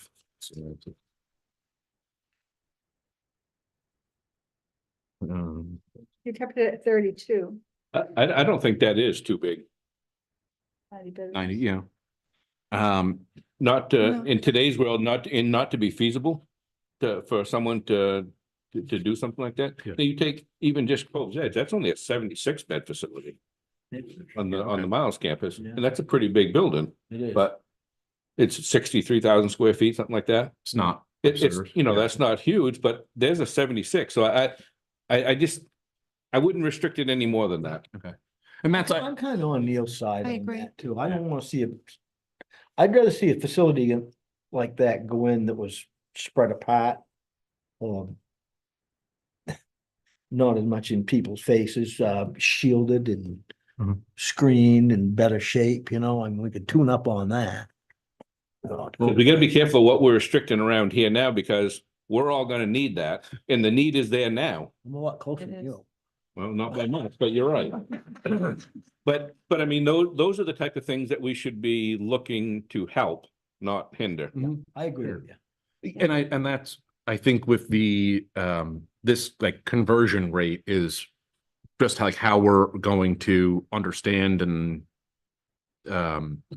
quantify it, but the questions of like, well, what are the issues? Like if 80 or 90 rooms is too much, we can work that back for whatever, based on whatever use it is. The other thing to consider too is, which facility were you mentioning? Cove's Edge. Cove's Edge. Like, is that just a single story? Is it? It's a single story with multiple fingers off in it for the wings and whatnot. Because the other thing is when you're talking about scale, like, we can, you can restrict, we already restrict height, but you can restrict footprint so that, and rather than having a big sprawling building, you could say, okay, well, you know, you can only have 25,000 square foot footprint. And that way, if you want to get to 50, you got to go two. You say all that's gonna do is drive them up. Yeah, right. And, but you know, and then that would be little bit more of a compact, because 2 stories, I don't think is, you know, anybody's gonna be like, oh my God, this is towering over me.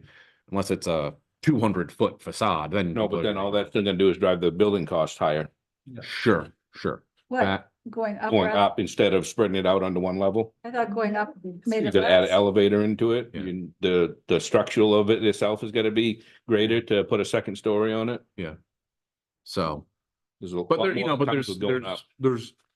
so these are the conversations that I think we have to have about scale, cost, all of this is like, how do we tune it? But I think a lot of these questions aren't about is 2 bedrooms or 3 bedrooms or 1 bedroom a dwelling unit. That, you know, the scale questions are like, well, how big is too big, or how? Well, I think your average that you used on a general dwelling house is, Yeah, a good average is a 2. it's 2. Okay. And we can, I mean, it could be 1.5, it could be 2.5, it could be 5. It's, you know, it's, but if 2 works, 2 is my, 2 plenty. okay. So then I will leave that at 2. I did, well, let's come back to this. Hopefully this one's fairly easy. You probably remember we had a conversation with John Roberts, Chief Roberts, about a potential training facility for fire in Damariscotta. It was me, I think it's like a county facility essentially. But it didn't really seem to fit anywhere in here. And so what I put in, and after having some conversations with Andy as well, was a local government services use, that the definition I came up with, and I'll share all of this with you, so you know, you can all read it, but a non-commercial function, activity, or service provided, operated, or otherwise directly controlled by municipal, county, or other local government entity.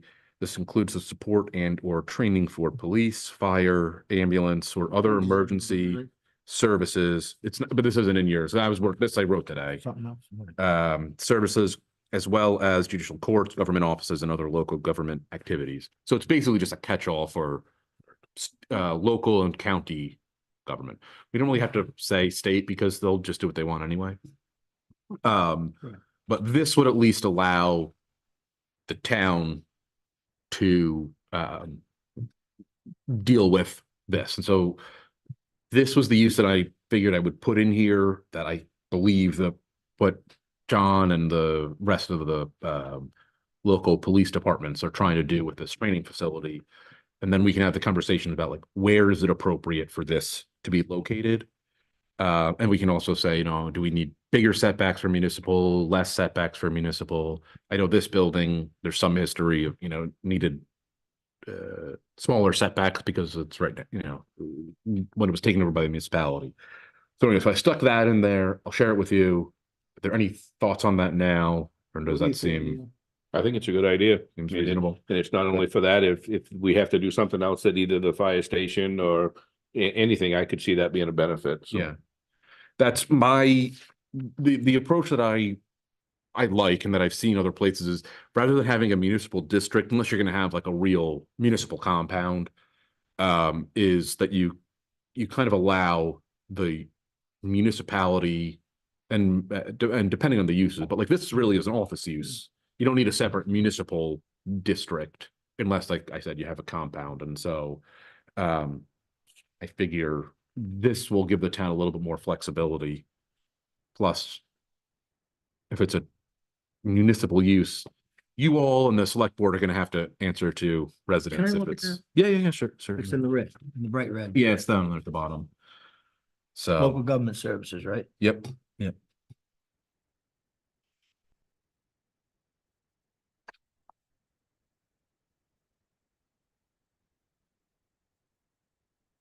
Put it in with municipal, wouldn't you? We didn't have a definition. Do you have a definition for it? Definition for what it was, I think, was municipal. I've had that in there. So this was something else that I'm working on. And it's not quite We have that. it is a use that was identified, I think, in the use table. Yeah. But it wasn't defined. Okay. And let me see, actually, let me just make sure that I'm not telling you I think it's what it's got, the use table. false things.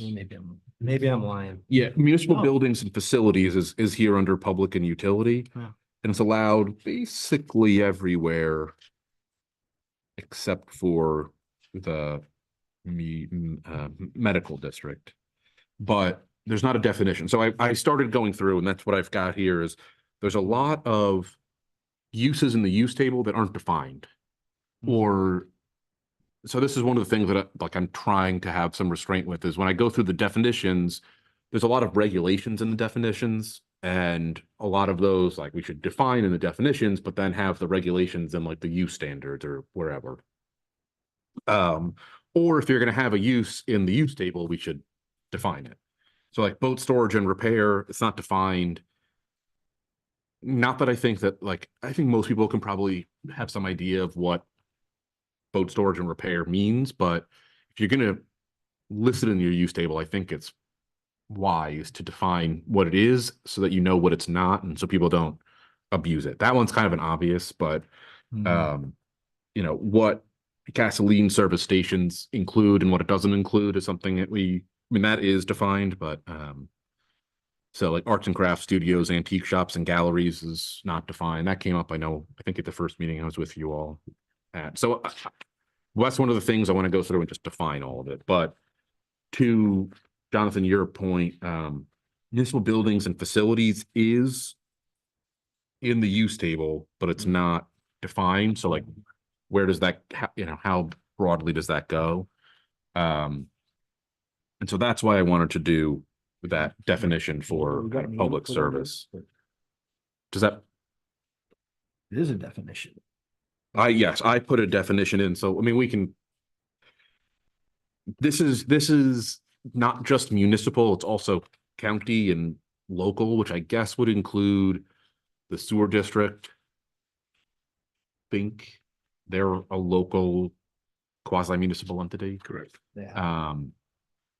So, but it would at least go beyond just municipal buildings and facilities, which I think is why I wouldn't include what John is proposing under this municipal buildings and facilities, because his is really more county, or it's not going to be Damariscotta.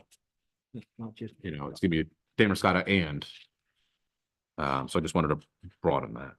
But I am very open to any other perspectives you've got, thoughts. Anybody got a perspective? Okay. I got a question for you. Yeah. Land use, commercial service, engineering, management, and professional office and related services. It's not apparently allowed anywhere. Right.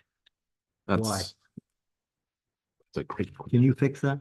I can. Because I think that should be, that kind of stuff right there. Yep. The exception of professional offices, it should be at least in C1 and C2. And some of this, Could even be rural. it could be rural, exactly, like some guy having an engineering office out of his home, Yeah. which would be a home occupation, Mhm. incidentally. So I guess it probably is a moot point. But those two, that engineering, management, and professional office related services should certainly, and I honestly think it should be general residential C1 and C2. Yeah. Is that I'm would happy to skip the I'm happy to rural, there. but I would put it in as GF C1 and C2. And medical. And the medical's Yeah. already, It's that's I did. pick that makes up. sense. One of the things I think that can probably just be reduced to professional offices, and we can define, because engineering, management, related it's already services, there. I don't care if you Yeah. change it or not. but It makes no difference. essentially professional offices Yeah, is, fine. yeah. And but either way, whatever it is, whether we do it now Engineering or office, not. Right. That's what Or I, is a professional one. yeah, Doctors, or offices, I mean, real estate agents can be they're professional. that stuff. So, Well, we almost cut them pretty short. agreed. I have a question. Yes. I know we require a permit if a building is demolished. Isn't that in the land use code? Or where, I don't where think is we, that? I don't think that, I don't think that is in here. I don't think we have a demolition delay or anything. But, Do There we? was some, 'Cause something in the historic. historic. Yeah. yes. but even if you're demolishing a building in town, you're supposed to get a permit. I've heard. Yeah, but I don't, If I want to right. tear my house down and rebuild it, I could do it. I don't think I it, don't think I need a Because building, I need a building permit. Because at the end of my street, when they tore down the house on the corner of Pleasant and Hodgson. Hmm. In Blue Haven, a two-story, a nice house. I thought the only place that came into play within the historical district downtown. I think I that, think that might be it. I know, but like the historic district wasn't like the Bangor Savings Bank, when they tore down that big building. Back in. They had a permit to do so, but that was not within the historical district. Right. I don't think they did have a permit. I mean, I wasn't Well, here, they but, said they gave them a permit. Because a permit is just permission. I mean, it's right. not like you have to do anything. No, right, but I don't, the thing, what I'm not sure about, I don't recall seeing anything about demolition in the land use ordinance.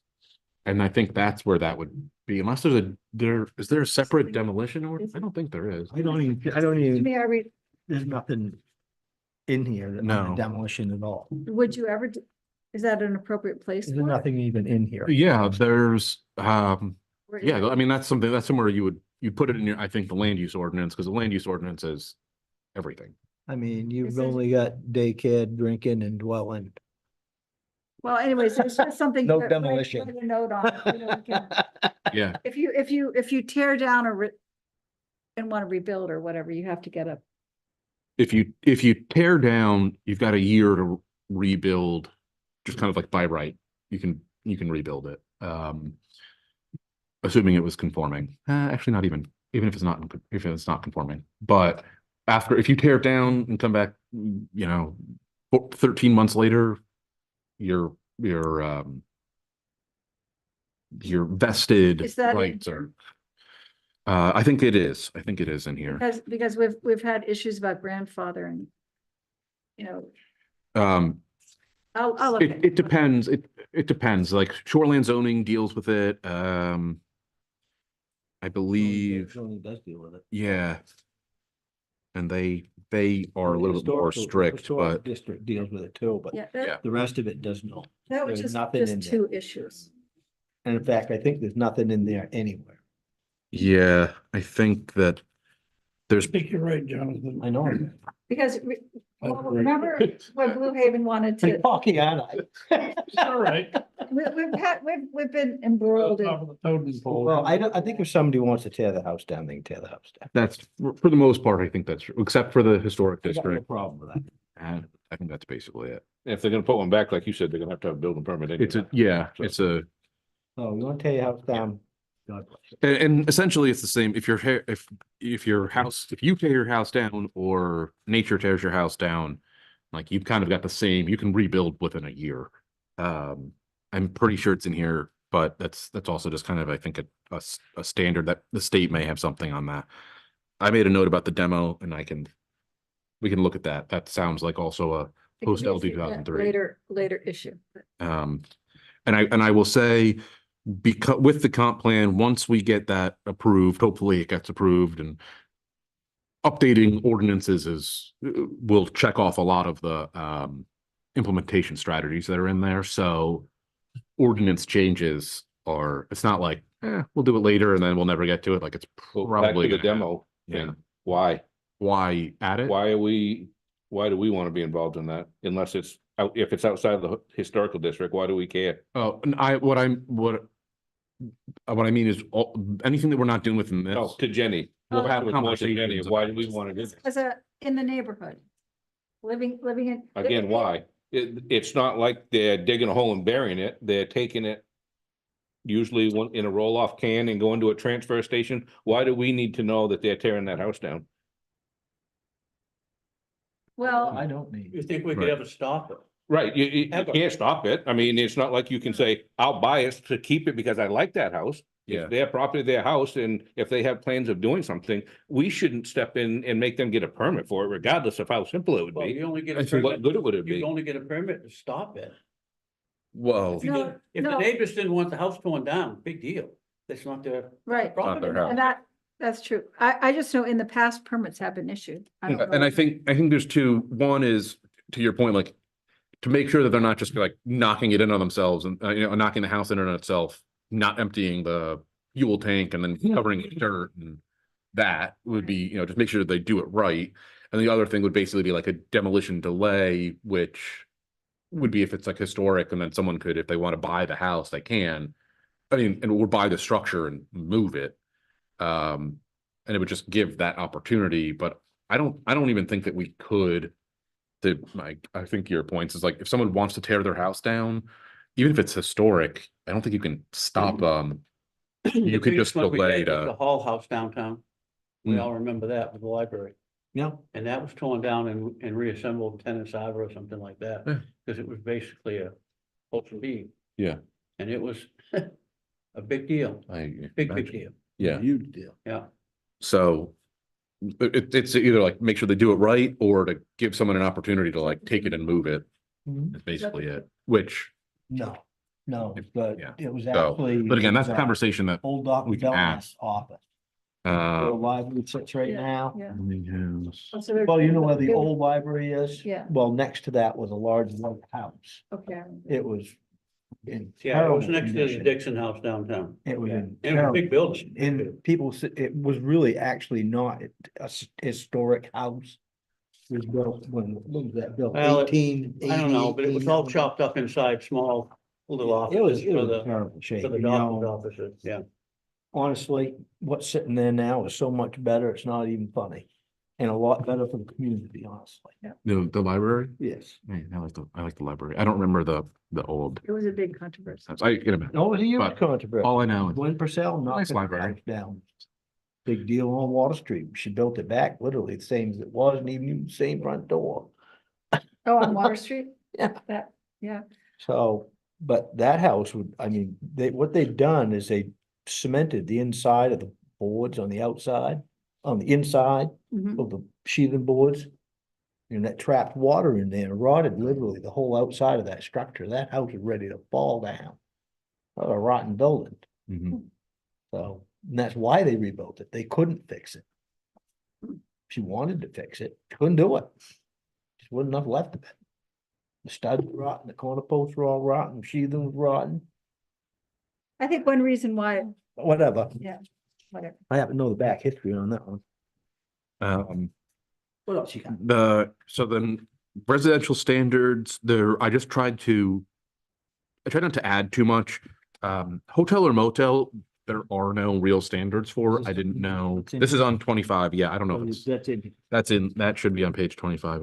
No, Or no. it's on page, maybe it's further, earlier. Standard. Houston, Where is it? residential. Right there, purpose. right there. Is it on the next section? 23. Residential use standards. Yeah. Right? Isn't that where we are? I have it on my 25, but again, I gotta, what's there? So- Review. This is for, that's for Review, ADUs, wastewater. Exceptions. Oh, I see. It's just. Oh, it's down here, sorry. It's Alright. on 26. 26, All right. yeah. Six, so you just have a placeholder. I just have a placeholder. If there's any, like, do you want to set a maximum number of hotel rooms, or like it has to have a bar or things like that? Right now, I don't think there is anything in here. I'm happy to leave it with no restrictions on it, but I just. See, that's it's a in there. matter, that could be a matter of scale as well. Right. And if you're saying 2 bedrooms is one dwelling unit, then you have a potential. Well, I did leave out hotel rooms from that. I guess right now, if we, like, hotels are kind of different from a lot of these other things because they are kind of private. It's transient, it's not really dwelling unit. So You've got a definition on that. that's a good question. I think there is, Can't remember for sure, but. yes, Yeah. What's your definition? actually, yeah, it's rooming house, Page 8. hotel or motel. Jonathan, page 8. Page 8? Yep. Yeah. More than 10 lodging rooms.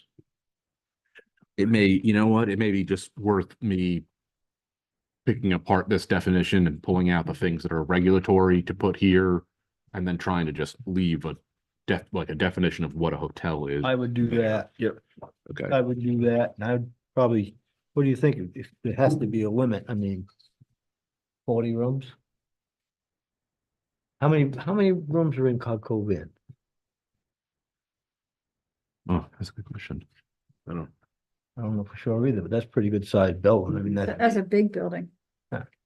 Yeah, I think there's somewhere around 40 rooms in there. makes both. Do you guys want to put a limit on that? Like, Since we actually Well, have nothing Yeah, on there? yeah, which is fine. That's Well, again, to go up, we're already restricting them to the height restriction anyway, Yeah, so they can't go any higher yeah, than that. And so depending on what the lay of the land is, they could go long, but not Yeah. up. you might be able to get you maybe could get 4 stories in some areas. If it's 40 feet, maybe a little bit tough, but Yeah, you could maybe get 4 stories. And you could probably do more than 10 rooms on a 28 Story. guest rooms 28. That's it. All right. Okay, at Cove. Isn't that amazing? I thought it was close. How many do we know what Downeaster was? before or after? Before the fire or after the fire?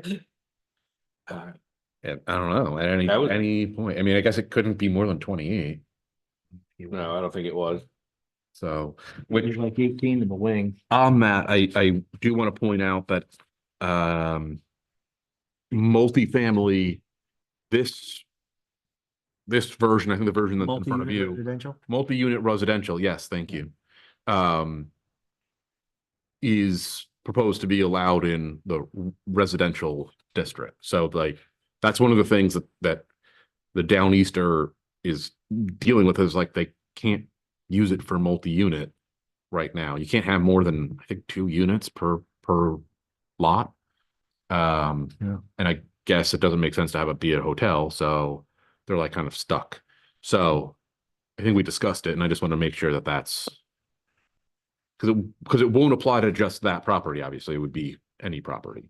They'd still have to meet whatever standards we put in here for everything else.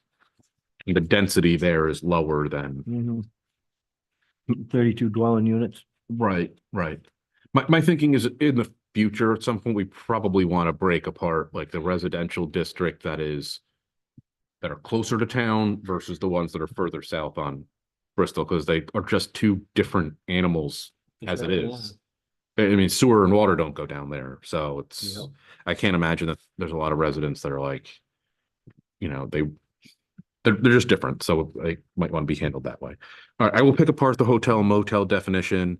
Do you want to put a 40 room maximum, or we don't have to have a maximum?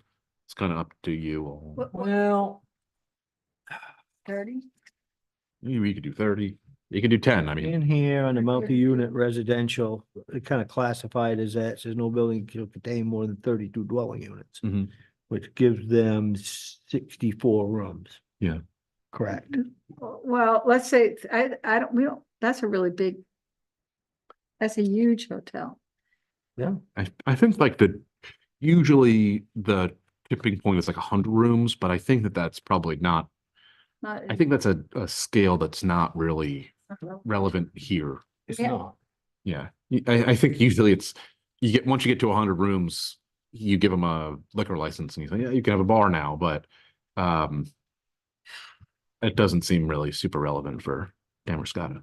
Well. I really don't think. Does anybody have any qualms with 40 rooms? No, and I think you 40 do, rooms, you not probably 40 do well to dwelling get units. someone to build one of those here, because That'd be 20 Again, dwelling units. a hotel motel, Yeah, they're 40 building rooms. it to have that full year round. Yeah. People aren't gonna be here in December Right. filling 40 unit Yeah. No, yeah, building. It's not gonna happen. Yeah. So, but it just keeps it a little bit smaller than it could be. You Yeah. know, I always hope for the best. I hope for that, that they're not gonna do that, and then all of a sudden I'll get surprised by something. one thing And I've that, been surprised a Yeah. few times, and I haven't liked it much. it seems like developers come in and they always build to what the maximum will allow. A lot of times- And that's what we've seen. Sometimes, Well, Yes, sometimes, I generally, agree. we've seen that. yeah, sometimes. If it's feasible, they think they can make a dollar on it, they will. Right. I do have the 32 dwelling units, or 45 dwelling units for the elderly associated with extended care facility. We like those. Those are good. We don't want to touch them. So elderly extended care, Mhm. does that include Alzheimer, you know? Yes. I gotta go through. I want to make sure all that's consistent because, like I said, I went through and I tried to pull our land use table and then match up any definitions we've got and see which ones aren't and then which ones are not quite. So that those do like assisted living, congregate care and independent living facilities, nursing care facility, and residential care facility are all uses that are listed, or if they're not listed, they're definitions, just as like that can be cleaned up. Yeah, So yeah. it just it's makes kind of murky.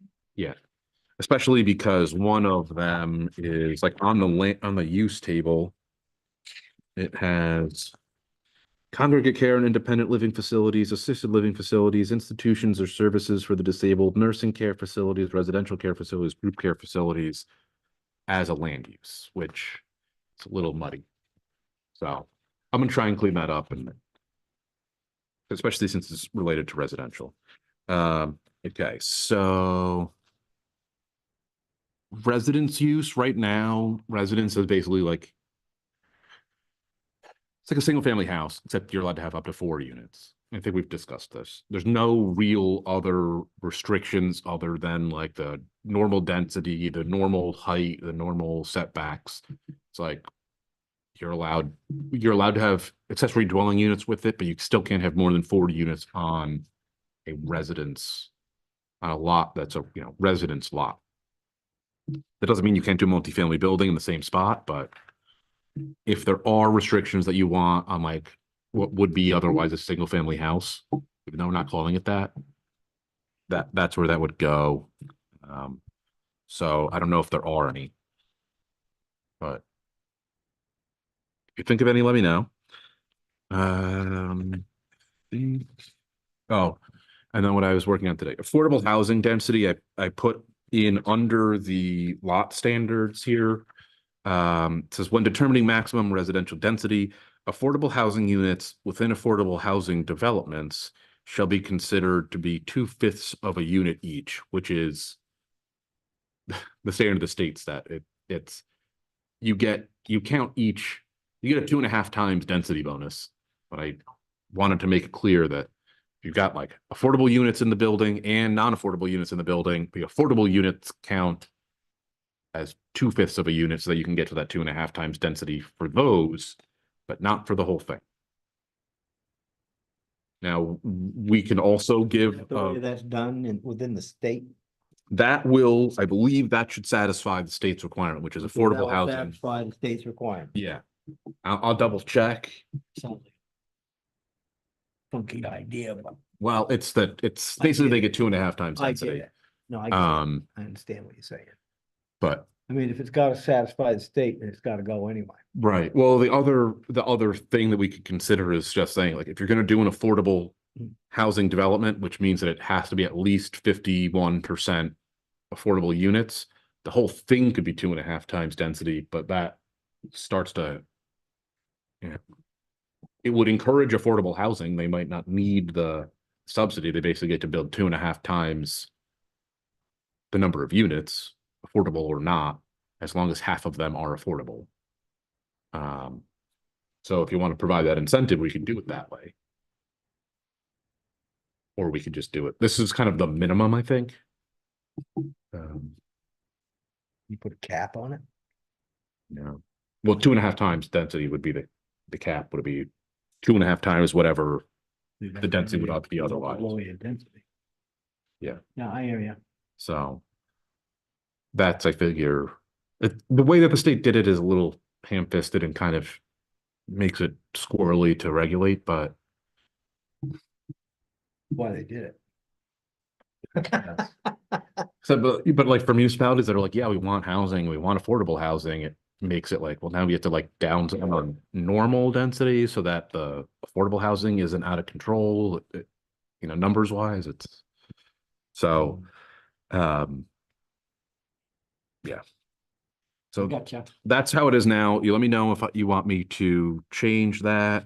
I put in here undersized lots. I think you probably saw, I think it's in yours, probably on page 34 maybe of yours. Which basically Yeah, just yeah. says, you can put a That house little on part it. I was having a fit about. Yes, Yeah. you did all right. Right. man. Is that, Thank you. good? I think that's reasonable too, so, I think that is pretty much it.